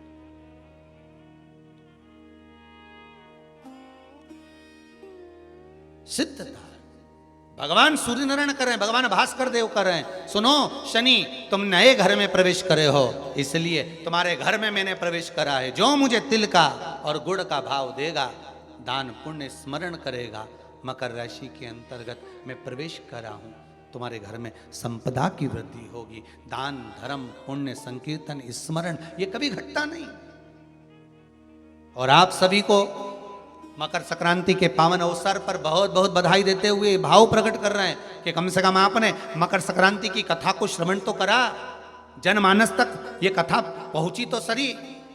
और मुझे विश्वास है कि ये कथा केवल आप सुने यहीं तक मत रहने देना, इस कथा को जन जन तक पहुंचा दो, जन जन तक भेजिए इस कथा को कि मकर संक्रांति पर क्यों गुड़ और तिल का दान होता है, किस लिए होता है।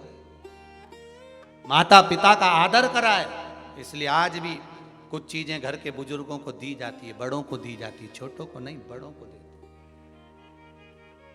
आदर का भाव।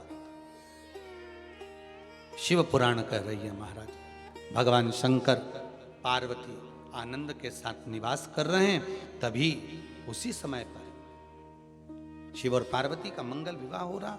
और मंगल विवाह के समय पर कल कथा में अपन ने श्रवण करा था कि पार्वती मैया को क्रोध आ गया, और आज भी वो गौरी कुंड जो हिमाचल में विराजमान है,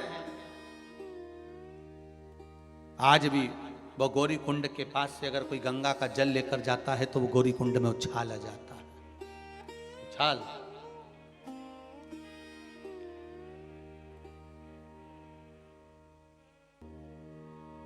साधारण गौरी कुंड नहीं है, बड़ा सुंदर है महाराज। कभी आपको मौका मिले, आप कैलाश का दर्शन करने नहीं जा सकते, आप अगर चीन पहुंचकर कैलाश का दर्शन नहीं कर सकते तो एक बार जाकर आप मणि महेश का दर्शन जरूर करना। बीच में गौरी कुंड पड़ेगा, फिर मेरे मणि महेश पड़ेंगे। भगवान शंकर जैसा कैलाश पर्वत की शोभा है वैसी मणि महेश की शोभा है, वैसी मणि महेश की शोभा। एक बार मौका मिले तो जरूर दर्शन करें महाराज। भगवान हिमालय राज अपनी पुत्री को ले गए और अपनी बेटी को लेकर भगवान गए, और भगवान भोलेनाथ के साथ में विवाह करने का वचन देकर गए हैं हिमालय राज, और वचन देकर बेटी को लेकर गए, चलो पार्वती चलो, मैं तुम्हारा विवाह शिव के साथ कराऊंगा, मैं वचन देता हूं आपको। पार्वती जी कहती हैं, पिताजी मान लो मैं घर गई और आपने कहा कि मैं शिव से विवाह नहीं करूं। नहीं बेटी, मेरा वचन है, आपने शंकर को राजी करा है, शिव को राजी करा है, तो बेटी मैं शिव को ही ब्याहूंगा। और निवेदन है, पार्वती रूपी इस मन को कहीं दो मत दो, पर शिव को जरूर दो, शंकर को दीजिए। ये मन, ये आत्मा, ये चित्त, ये आत्मा ना तो जलती है, ना कटती है, ना जल में गीली होती है, ना सूखती है, ये अजर और अमर है। तो किसी ने कहा कि भगवान शंकर पार्वती को कथा श्रवण कराए, तो पार्वती ने कथा श्रवण करी। पार्वती मैया ने जब कथा श्रवण करी तो उनको निंद्रा आ गई, निंद्रा आ गई, पार्वती जी सो गई, उन्होंने कथा नहीं सुनी। पर शिव महापुराण की कथा कहती है, ये मन, ये चित्त, ये आत्मा अगर परमात्मा में लगी है तो ये अमर है, ये अजर है। ये शरीर भस्म हो जाता है, शरीर जल जाता है महाराज, पर आत्मा अजर और अमर है। तेरी कृपा बिना न हिले एक भी अणु, लेते हैं श्वास तेरी कृपा से तनु तनु। हे गंगाधार मुक्ति द्वार ओमकार तू, बोले ओमकार तू। आयो शरण तिहारी शंभो तार तार तार तार तू। हे भोलेनाथ, हे त्रिकालदर्शी। गए सुंदर आनंद में भगवान शिव के विवाह की तैयारी होने लगी। आज मां शिव विवाह के लिए श्रृंगार करने गई। एक जगह तप करा तो गौरी कुंड बना, दूसरी जगह तप करा, फिर गौरी कुंड बना। अब ये गौरी कुंड कौन सा है? केदारनाथ जी जाते हैं तो उसके नीचे पड़ता है। ये गाड़ी का, बस का जो आखिरी पड़ाव है वो गौरी कुंड ही है केदारनाथ जी जाते समय। और उसके बाद में फिर जो चले तो पैदल पैदल चलते चलते चलते, चाहे तुम वो खच्चर से जाओ, घोड़ा से जाओ, पालकी में जाओ, मर्जी पड़े तुम पैदल जाओ, वो तुम्हारी मर्जी है। अब माता पार्वती श्रृंगार करने चली है।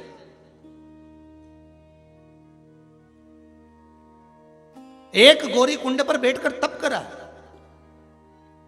एक गौरी कुंड पर बैठकर तप करी है, और तप करने से भगवान शंकर को प्राप्त करा है, शिव को प्राप्त करा है। और अब की बार जा रही है वो गौरी कुंड पर इस श्रृंगार करने के लिए।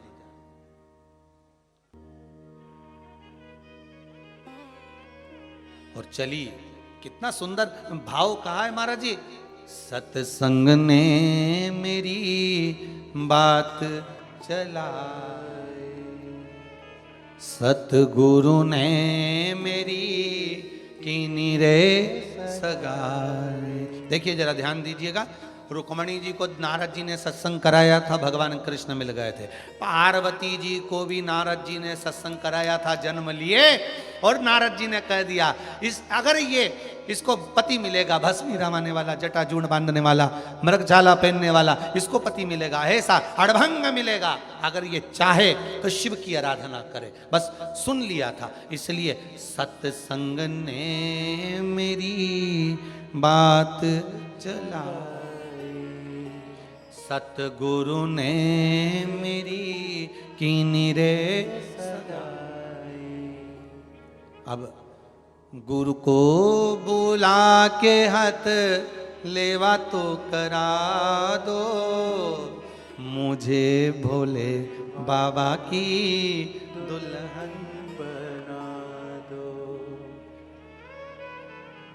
आओ मेरी सखियों मुझे मेहंदी लगा दो, मुझे भोले बाबा की दुल्हन बना दो।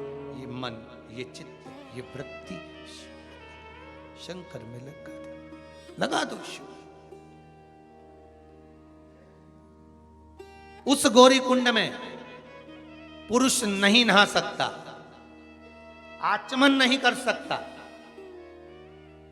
स्पर्श नहीं कर सकता जल को।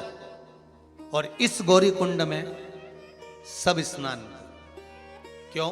क्योंकि यहां मां ने श्रृंगार करा था अपने परमात्मा के लिए, अपने पति शिव के लिए। इस गौरी कुंड में जो स्नान करता है उसको शंकर का दर्शन हो ही जाता है। ये गौरी कुंड, ये वो गौरी कुंड। उस गौरी कुंड में जहां पर गंगा का जल देखते ही मां उफान में जाती है, उसका जल शीतल है। और केदारनाथ जी जाते हैं और जो गौरी कुंड पड़ता है उसका जल गर्म है। महाराज गर्म जल। महाराज श्रृंगार किया मां ने, विवाह की तैयारी हो गई, भोलेनाथ बारात लेकर आ रहे हैं धड़धड़ाते हुए। त्रिजुगी नारायण की पावन धरा, कौन सी जगह? उत्तराखंड के त्रिजुगी नारायण की पावन धरा, जहां पर भगवान देव अधिदेव महादेव का मंगल मंडप बना है विवाह का।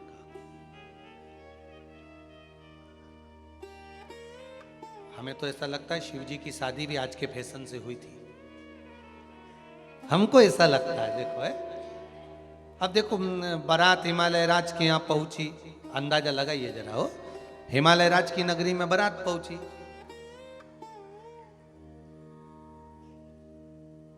शादी कहां होना चाहिए, भोजन कहां होना चाहिए, सब जगह अलग अलग निश्चित करी। इस ग्राउंड में ब्याह होगा, इस ग्राउंड में भोजन होगा, वहां मंडप लगेगा, वहां फेरे होंगे, वहां स्टेज लगेगा, वहां ये होगा। तो शंकर जी का जो मंगल विवाह हुआ था वो त्रिजुगी नारायण में हुआ था। जहां पहले सती और शिव का विवाह हुआ है, उसी भूमि पर, जिस जगह पर सती और शंकर का मंगल विवाह हुआ, उसी भूमि पर पार्वती और शिव का छाट कर रखी है भूमि, छाट कर कि ये त्रिजुगी नारायण, और कोई साधारण सी भूमि नहीं है त्रिजुगी नारायण, जहां पर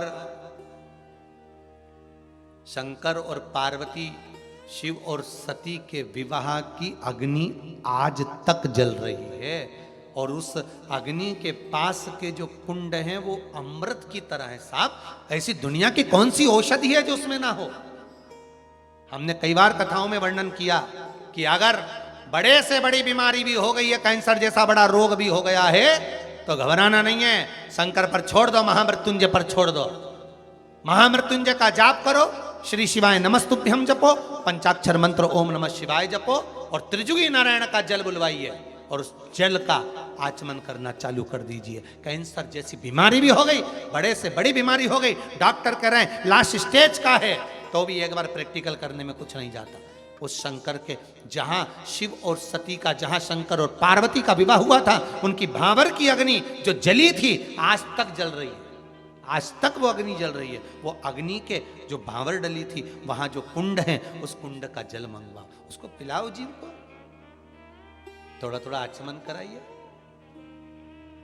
अभी तो खैर पट बंद हो गए होंगे, जब खुले तब बुलवा, पर हिम्मत नहीं आना। डॉक्टर ने बोल दिया लास्ट स्टेज का कैंसर है, ये है वो है, करो तो। हमने इसी कुबेरेश्वर धाम पर देखा है साहब, इसी कुबेरेश्वर धाम पर कि कई रोगी आते हैं, कई रोगी आते हैं, बड़े से बड़ी बीमारियां लेकर आते हैं, पर बाबा का नाम लिया, स्मरण करा, चल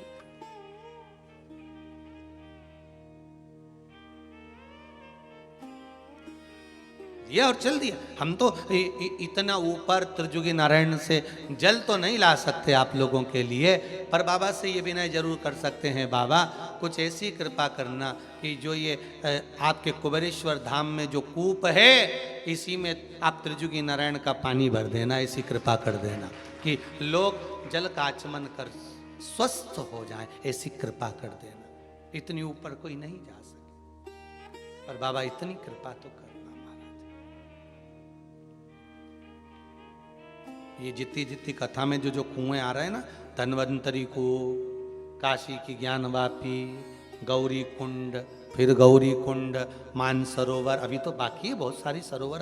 अभी तो आज कौन सा दिन है? 5वां है, 2 दिन बचे हैं, मतलब मानसरोवर पहुंचना पड़ेगा। तो ये जो आते जा रहे हैं ना, नदी, तालाब, कुंड, बावड़ी, सरोवर, सब लाके डाल दे बाबा भोलेनाथ, यही कुएं में पटक दे सबको लाके, एक ही जगह। महाराज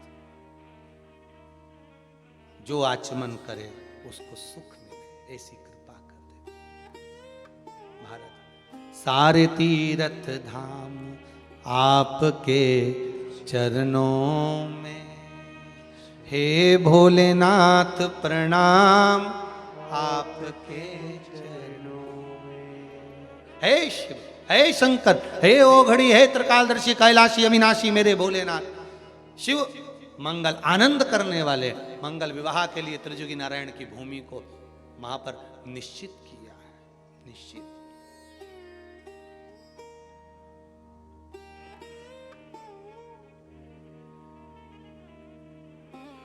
महाराज ब्रह्मदेव ब्रह्माणी के साथ, भगवान विष्णु लक्ष्मी जी के साथ, 33 कोटि देवता भगवान शंकर के मंगल विवाह का आनंद करने के लिए पधारे उस त्रिजुगी नारायण की भूमि पर। अब आपको आश्चर्य होगा, बहुत बड़ा आश्चर्य, कि त्रिजुगी नारायण में शंकर और सती का विवाह हुआ था, तो वहां पर मूर्ति किसकी होना चाहिए मंदिर में? जम के तो बोलो, शंकर जी और पार्वती जी की। पर त्रिजुगी नारायण का अगर आप दर्शन करने जाएंगे तो वहां मूर्ति शंकर और पार्वती की नहीं है, वहां मूर्ति भगवान विष्णु और लक्ष्मी की है।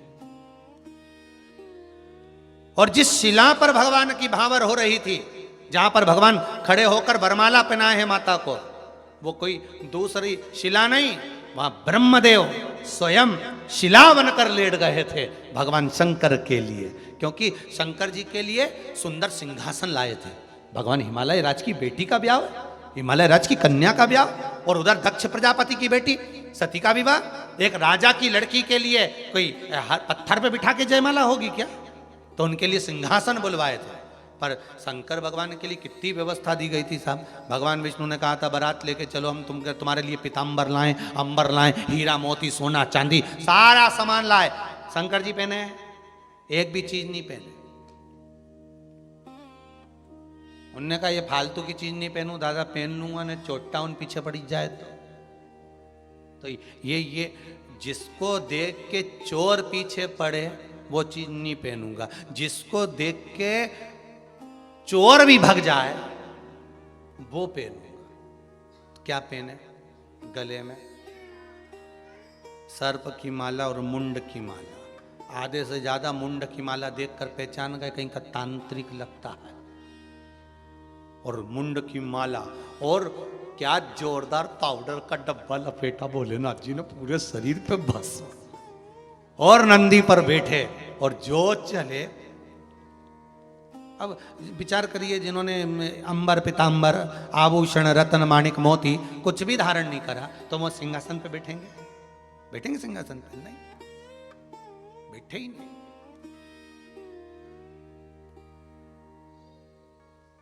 अब कितनी सुंदर बात है। कभी आपने राम जी के राज्याभिषेक का फोटो देखा है? कभी अगर मौका मिल जाए तो एक राम जी महाराज का एक चित्र है, गला पकड़ रहा है, एक राम जी महाराज का एक चित्र है। उस चित्र का अगर आप दर्शन करेंगे तो राम जी के सिंहासन के पास में सारे देवता खड़े हैं और बहुत सारे देवता सिंहासन पर बैठे हैं। आप अगर दर्शन करेंगे तो उसमें दर्शन करते हुए आप क्या पाएंगे कि शंकर जी पास में खड़े हुए, भोलेनाथ जी पास में खड़े, शिव जी पास में खड़े, सिंहासन पर नहीं बैठे, खड़े हैं। तो पूछा कि आप बैठे क्यों नहीं हो? तो भोलेनाथ जी ने कहा देखो मैं सिंहासन पे नहीं बैठता, ये सिंहासन पे बैठने का काम नारायण का और ब्रह्मा जी का है। अपन तो अपना नंदी भला और ये कैलाश पर्वत भरा। सिंहासन का लफड़ा बहुत बेकार है। एक बार जो सिंहासन पे बैठ जाता है फिर उससे सिंहासन बड़ी मुश्किल से छूट पाता है। तुम तो वो सिंहासन को जान दो, अपन अपने सिंहासन की बात कर लो। जिस कुर्सी पर, जिस सोफे पर तुम बैठे हो और तुम इधर गए पीछे और तुम्हारे सोफे पर कुर्सी पे कहीं का के बैठ जाए, तब तुम तो वो सिंहासन की तो बात जा रहे, तो अपने इसी सिंहासन की बात कर रहे। बड़ी मुश्किल से छूटता है सिंहासन, बड़ी मुश्किल से। अब भोलेनाथ बाबा शंभु ब्याह करने के लिए, विवाह करने के लिए पधारे। महाराज आए, बड़ा सुंदर श्रृंगार है, सज के नंदी पे सवार बाबा भोलेनाथ पधारे। बड़ा सुंदर श्रृंगार करा, हो के नंदी पे सवार, 33 कोटि देवता हजार, चले ब्याने को गोरा जी को, मेरे भोलेनाथ हो के नंदी पे सवार। मेरे शंभु चले और जब पहुंचे त्रिजुगी नारायण में, त्रिजुगी नारायण इसलिए क्योंकि ब्रह्मा विष्णु और महेश तीनों यहां पर हैं। सरस्वती, लक्ष्मी और पार्वती तीनों यहीं पर हैं।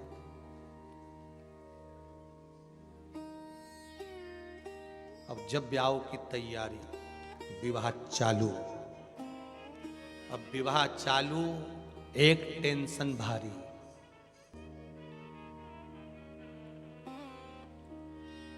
जैसे शंकर जी की शादी में भावर के समय पर टेंशन था, ये भावर के समय पर थोड़ा ना थोड़ा टेंशन जरूर रहता है महाराज। या तो किसी बैंड बाजे का हिसाब देने का होगा, या फिर कन्यादान का होगा, या कोई कन्यादान का सामान कहीं रखा गया होगा तो उसको ढूंढने का होगा। या भावर के समय पर लड़का लड़की वाले बैठे हैं ना, एक दूसरे को कमेंट्स कर रहे हैं, इसका पर टेंशन शिव जी की शादी से चला आ रहा है। और ये टेंशन साधारण नहीं था, भोलेनाथ जी की शादी में बहुत बड़ा टेंशन था।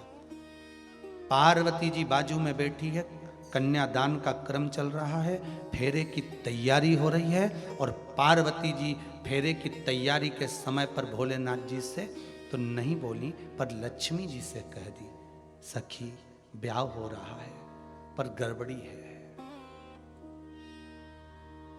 गड़बड़ी? कौन सी गड़बड़ी? एक ही गड़बड़ी है, मैं बाजू में खड़ी होकर परिक्रमा लूंगी पर वो गंगा सिर पे परिक्रमा ले रही है। एक गड़बड़ी है। गंगा कहां है? शंकर के, मेरे सर शिव के सिर पर गंगा है। अब अगर ये भी भावर ले लेगी तो अर्धांगिनी की बन जाएगी। टेंशन भारी है। व्हाट्सएप पे एक मैसेज गड़बड़ दिख गया नहीं तो नींद नहीं आए जगदम्बा को, किसका है पता लगा के रहूंगी। अब इतना बड़ा टेंशन कि ये गंगा सिर पर है। शंकर भगवान को लगा, अब इसने जैसे ही लक्ष्मी जी से कहा, लक्ष्मी जी ने उसी समय पर सरस्वती से कहा, सरस्वती सरस्वती सरस्वती जी दौड़ के आई। क्या हुआ लक्ष्मी? ये जो बेस्ट फ्रेंड होती है ना, इनको बड़ी टेंशन होती है। जरा ध्यान रखना, ये लाल साड़ी वाली कौन बैठी है उधर, देख बाजू में देख। और फिर बोल के कत्थई साड़ी वाली, नहीं लाल वाली, मैं उसके पास जाके बैठती हूँ, कौन के रिश्तेदार है भी मालूम करती हूँ। और जाके बैठी उनके पास धमक के, जो लहंगा चोली पहन के पास में बैठी। क्यों, किसकी तरफ से आई तुम? किसकी तरफ से आई? तो के लड़के वालों की तरफ से। लड़के वालों की कौन लगती हो? कुछ नहीं, हम तो उनके ऑफिस में काम करते हैं बस।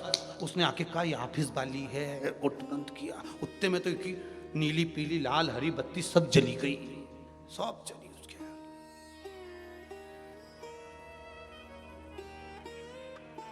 सरस्वती गंगा सिर पे है, शिव जी की भावर होना है, पार्वती के संग। अपनी सहेली को दूसरे के साथ भावर डालते हुए देख लेगी। सरस्वती ने कहा ये तो गलत है। सरस्वती जी ने शिव जी को देखा, भोलेनाथ सरस्वती को देखकर मुस्कुरा दिए। शंकर ने कृपा कितनी करी थी, शिला पर बैठे थे वरमाला के समय पर, उस शिला को क्यों लगाया था कि मेरे मन की बात ब्रह्मा को मालूम पड़ जाए, और ब्रह्मा सरस्वती से कहते। शिला ब्रह्मदेव ने सरस्वती को बुलाया, सरस्वती को बुलाकर कहा क्या बात है सरस्वती? सरस्वती कहती है ये गंगा सिर पर है। शिव जी ने गंगा को देखा, स्मरण करा, गंगे कुछ देर के लिए ओझल हो जाओ, जिसका नाम है गुप्त गंगा। आपसे अगर कोई पूछे कि गंगा गुप्त कब हो गई, इसका नाम गुप्त गंगा कैसे पड़ गया, क्यों कहते हैं? आपने भी सुना होगा ना गुप्त गंगा। तो गुप्त गंगा का नाम गुप्त गंगा कैसे पड़ गया? शिव जी के फेरे के समय पर गंगा गुप्त हो गई, छुप गई।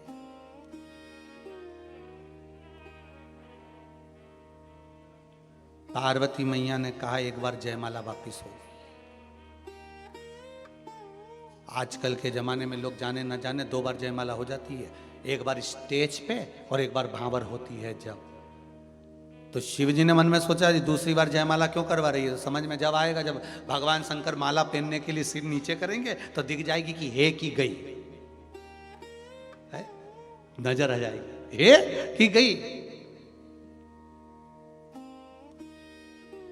गंगा ओझल हो गई। सरस्वती ने पूछा गंगा कहां हो तुम? गंगा कहां हो तुम? गंगा कहां हो तुम? आवाज लगाया माता सरस्वती ने। एक धार के रूप में सरस्वती गंगा प्रकट हो गई। कौन सी गंगा प्रकट हुई है? सरस्वती गंगा। क्योंकि सरस्वती ने आवाज लगाया था, गंगा को बुलाया था। त्रिजुगी नारायण के शंकर भगवान की भावर चालू हो रही है और सरस्वती गंगा प्रकट हो गई। और वो गुप्त सरस्वती गंगा जब प्रकट हुई, उस सरस्वती गंगा के प्रकट होते से जो देखा प्रभु को भावर डलते हुए प्रसन्न हो गई मां गंगा। आज मेरे भोलेनाथ का मंगल विवाह है।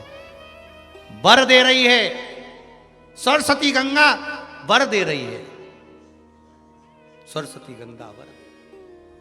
ब्रह्मा और भगवान विष्णु ने पूछा, सरस्वती गंगे आज शिव जी का विवाह है, लोग शादी में गिफ्ट देते हैं, तुम कुछ नहीं लाई हो। सरस्वती गंगा कहती है, क्यों ना लाई, मेरी भी गिफ्ट है। सुनो ब्रह्मा, सुनो विष्णु, सुनो ब्रह्मा विष्णु, मेरा भी गिफ्ट है।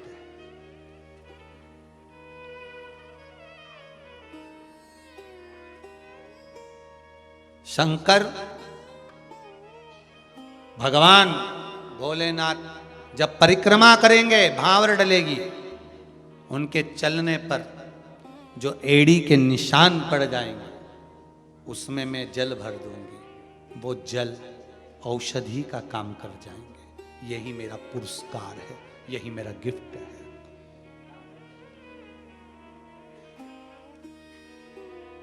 महाराज,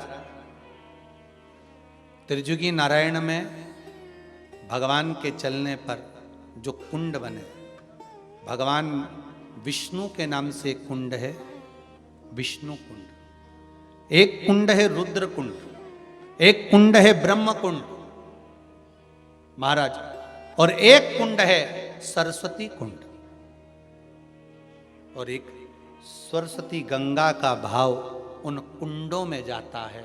बस वही कुंड का जल जीवन की औषधि बन जाता है। मेरा तो निवेदन रहेगा, कभी आप लोग केदारनाथ जाएं दर्शन के लिए, तो गौरी कुंड से लगभग 5-6 किलोमीटर की दूरी पर त्रिजुगी नारायण है।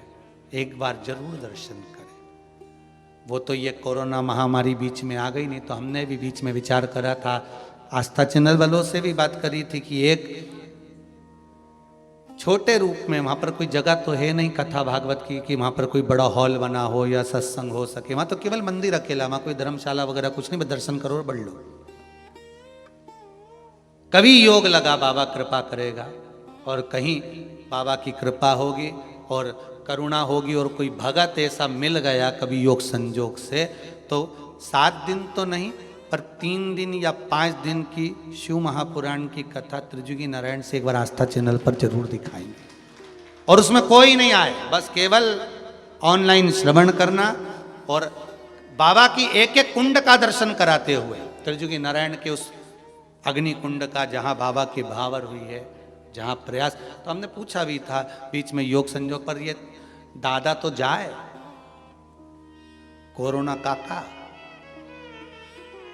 तो आनंद पहुंचे। ऐसा मन है, आगे मेरा विश्वनाथ की मर्जी है।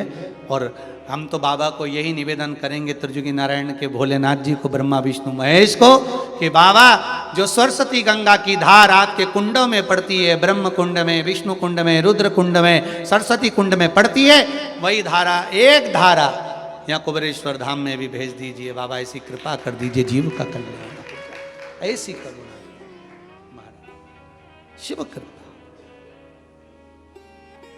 और विश्वास है, मकर संक्रांति के दिन मन में भाव आया है, तो मेरा शंभु जब भागीरथ बाबा उस गंगा को कपिल मुनि के आश्रम तक ले जा सकते हैं और मकर संक्रांति पे गंगा सागर तक पहुंच सकती है, तो मुझे विश्वास है ये मानसरोवर शिव महापुराण का भाव है, वो त्रिजुगी नारायण की गंगा भी यहाँ इस कुएं तक तो आ ही सकती है। इतना विश्वास है, भरोसा है मेरे बाबा पर।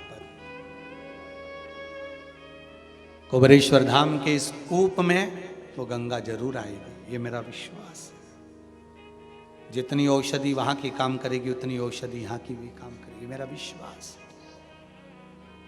वहां कुंड का जल और यहाँ कूप का जल भी वही काम करेगा, यह मेरा विश्वास है। शंभु शरणे पड़ी मांगू घड़ी रे घड़ी दुख काटो दया करी ने दर्शन आपो। ऐसा विश्वास है। भागीरथ बाबा गंगा मैया को लेकर गए थे कपिल बाबा की आश्रम, कपिल मुनि की आश्रम। गंगा मैया को लेकर कपिल मुनि के आश्रम में भागीरथ बाबा गए। महाराज सरस्वती गंगा का सुंदर भाव प्रकट हुआ। रुद्र कुंड, विष्णु कुंड, ब्रह्म कुंड, सरस्वती कुंड, त्रिजुगी नारायण की उस पावन धरा पर आज भी वो पावन अग्नि आज भी जल रही है। आज विचार करिएगा जरा, इतने ऊपर से सब नीचे आ जाते हैं, अग्नि जलती ही रहती है, जब कपाट खुलते हैं तब भी। और कब से जल रही है? हम तो कहें अगर वैज्ञानिक रिसर्च करे वहां से जरा निकालने वाले उस कालोच को, जो उस मंदिर में कालोच जो जम गई है उसको निकालो और पता करो कि कितनी पुरानी कालोच होगी। जो धुआं वहां जमा है उस धुएं का भी तो अंदाजा लगाओ कि कितना पुराना होगा, कितना पुराना।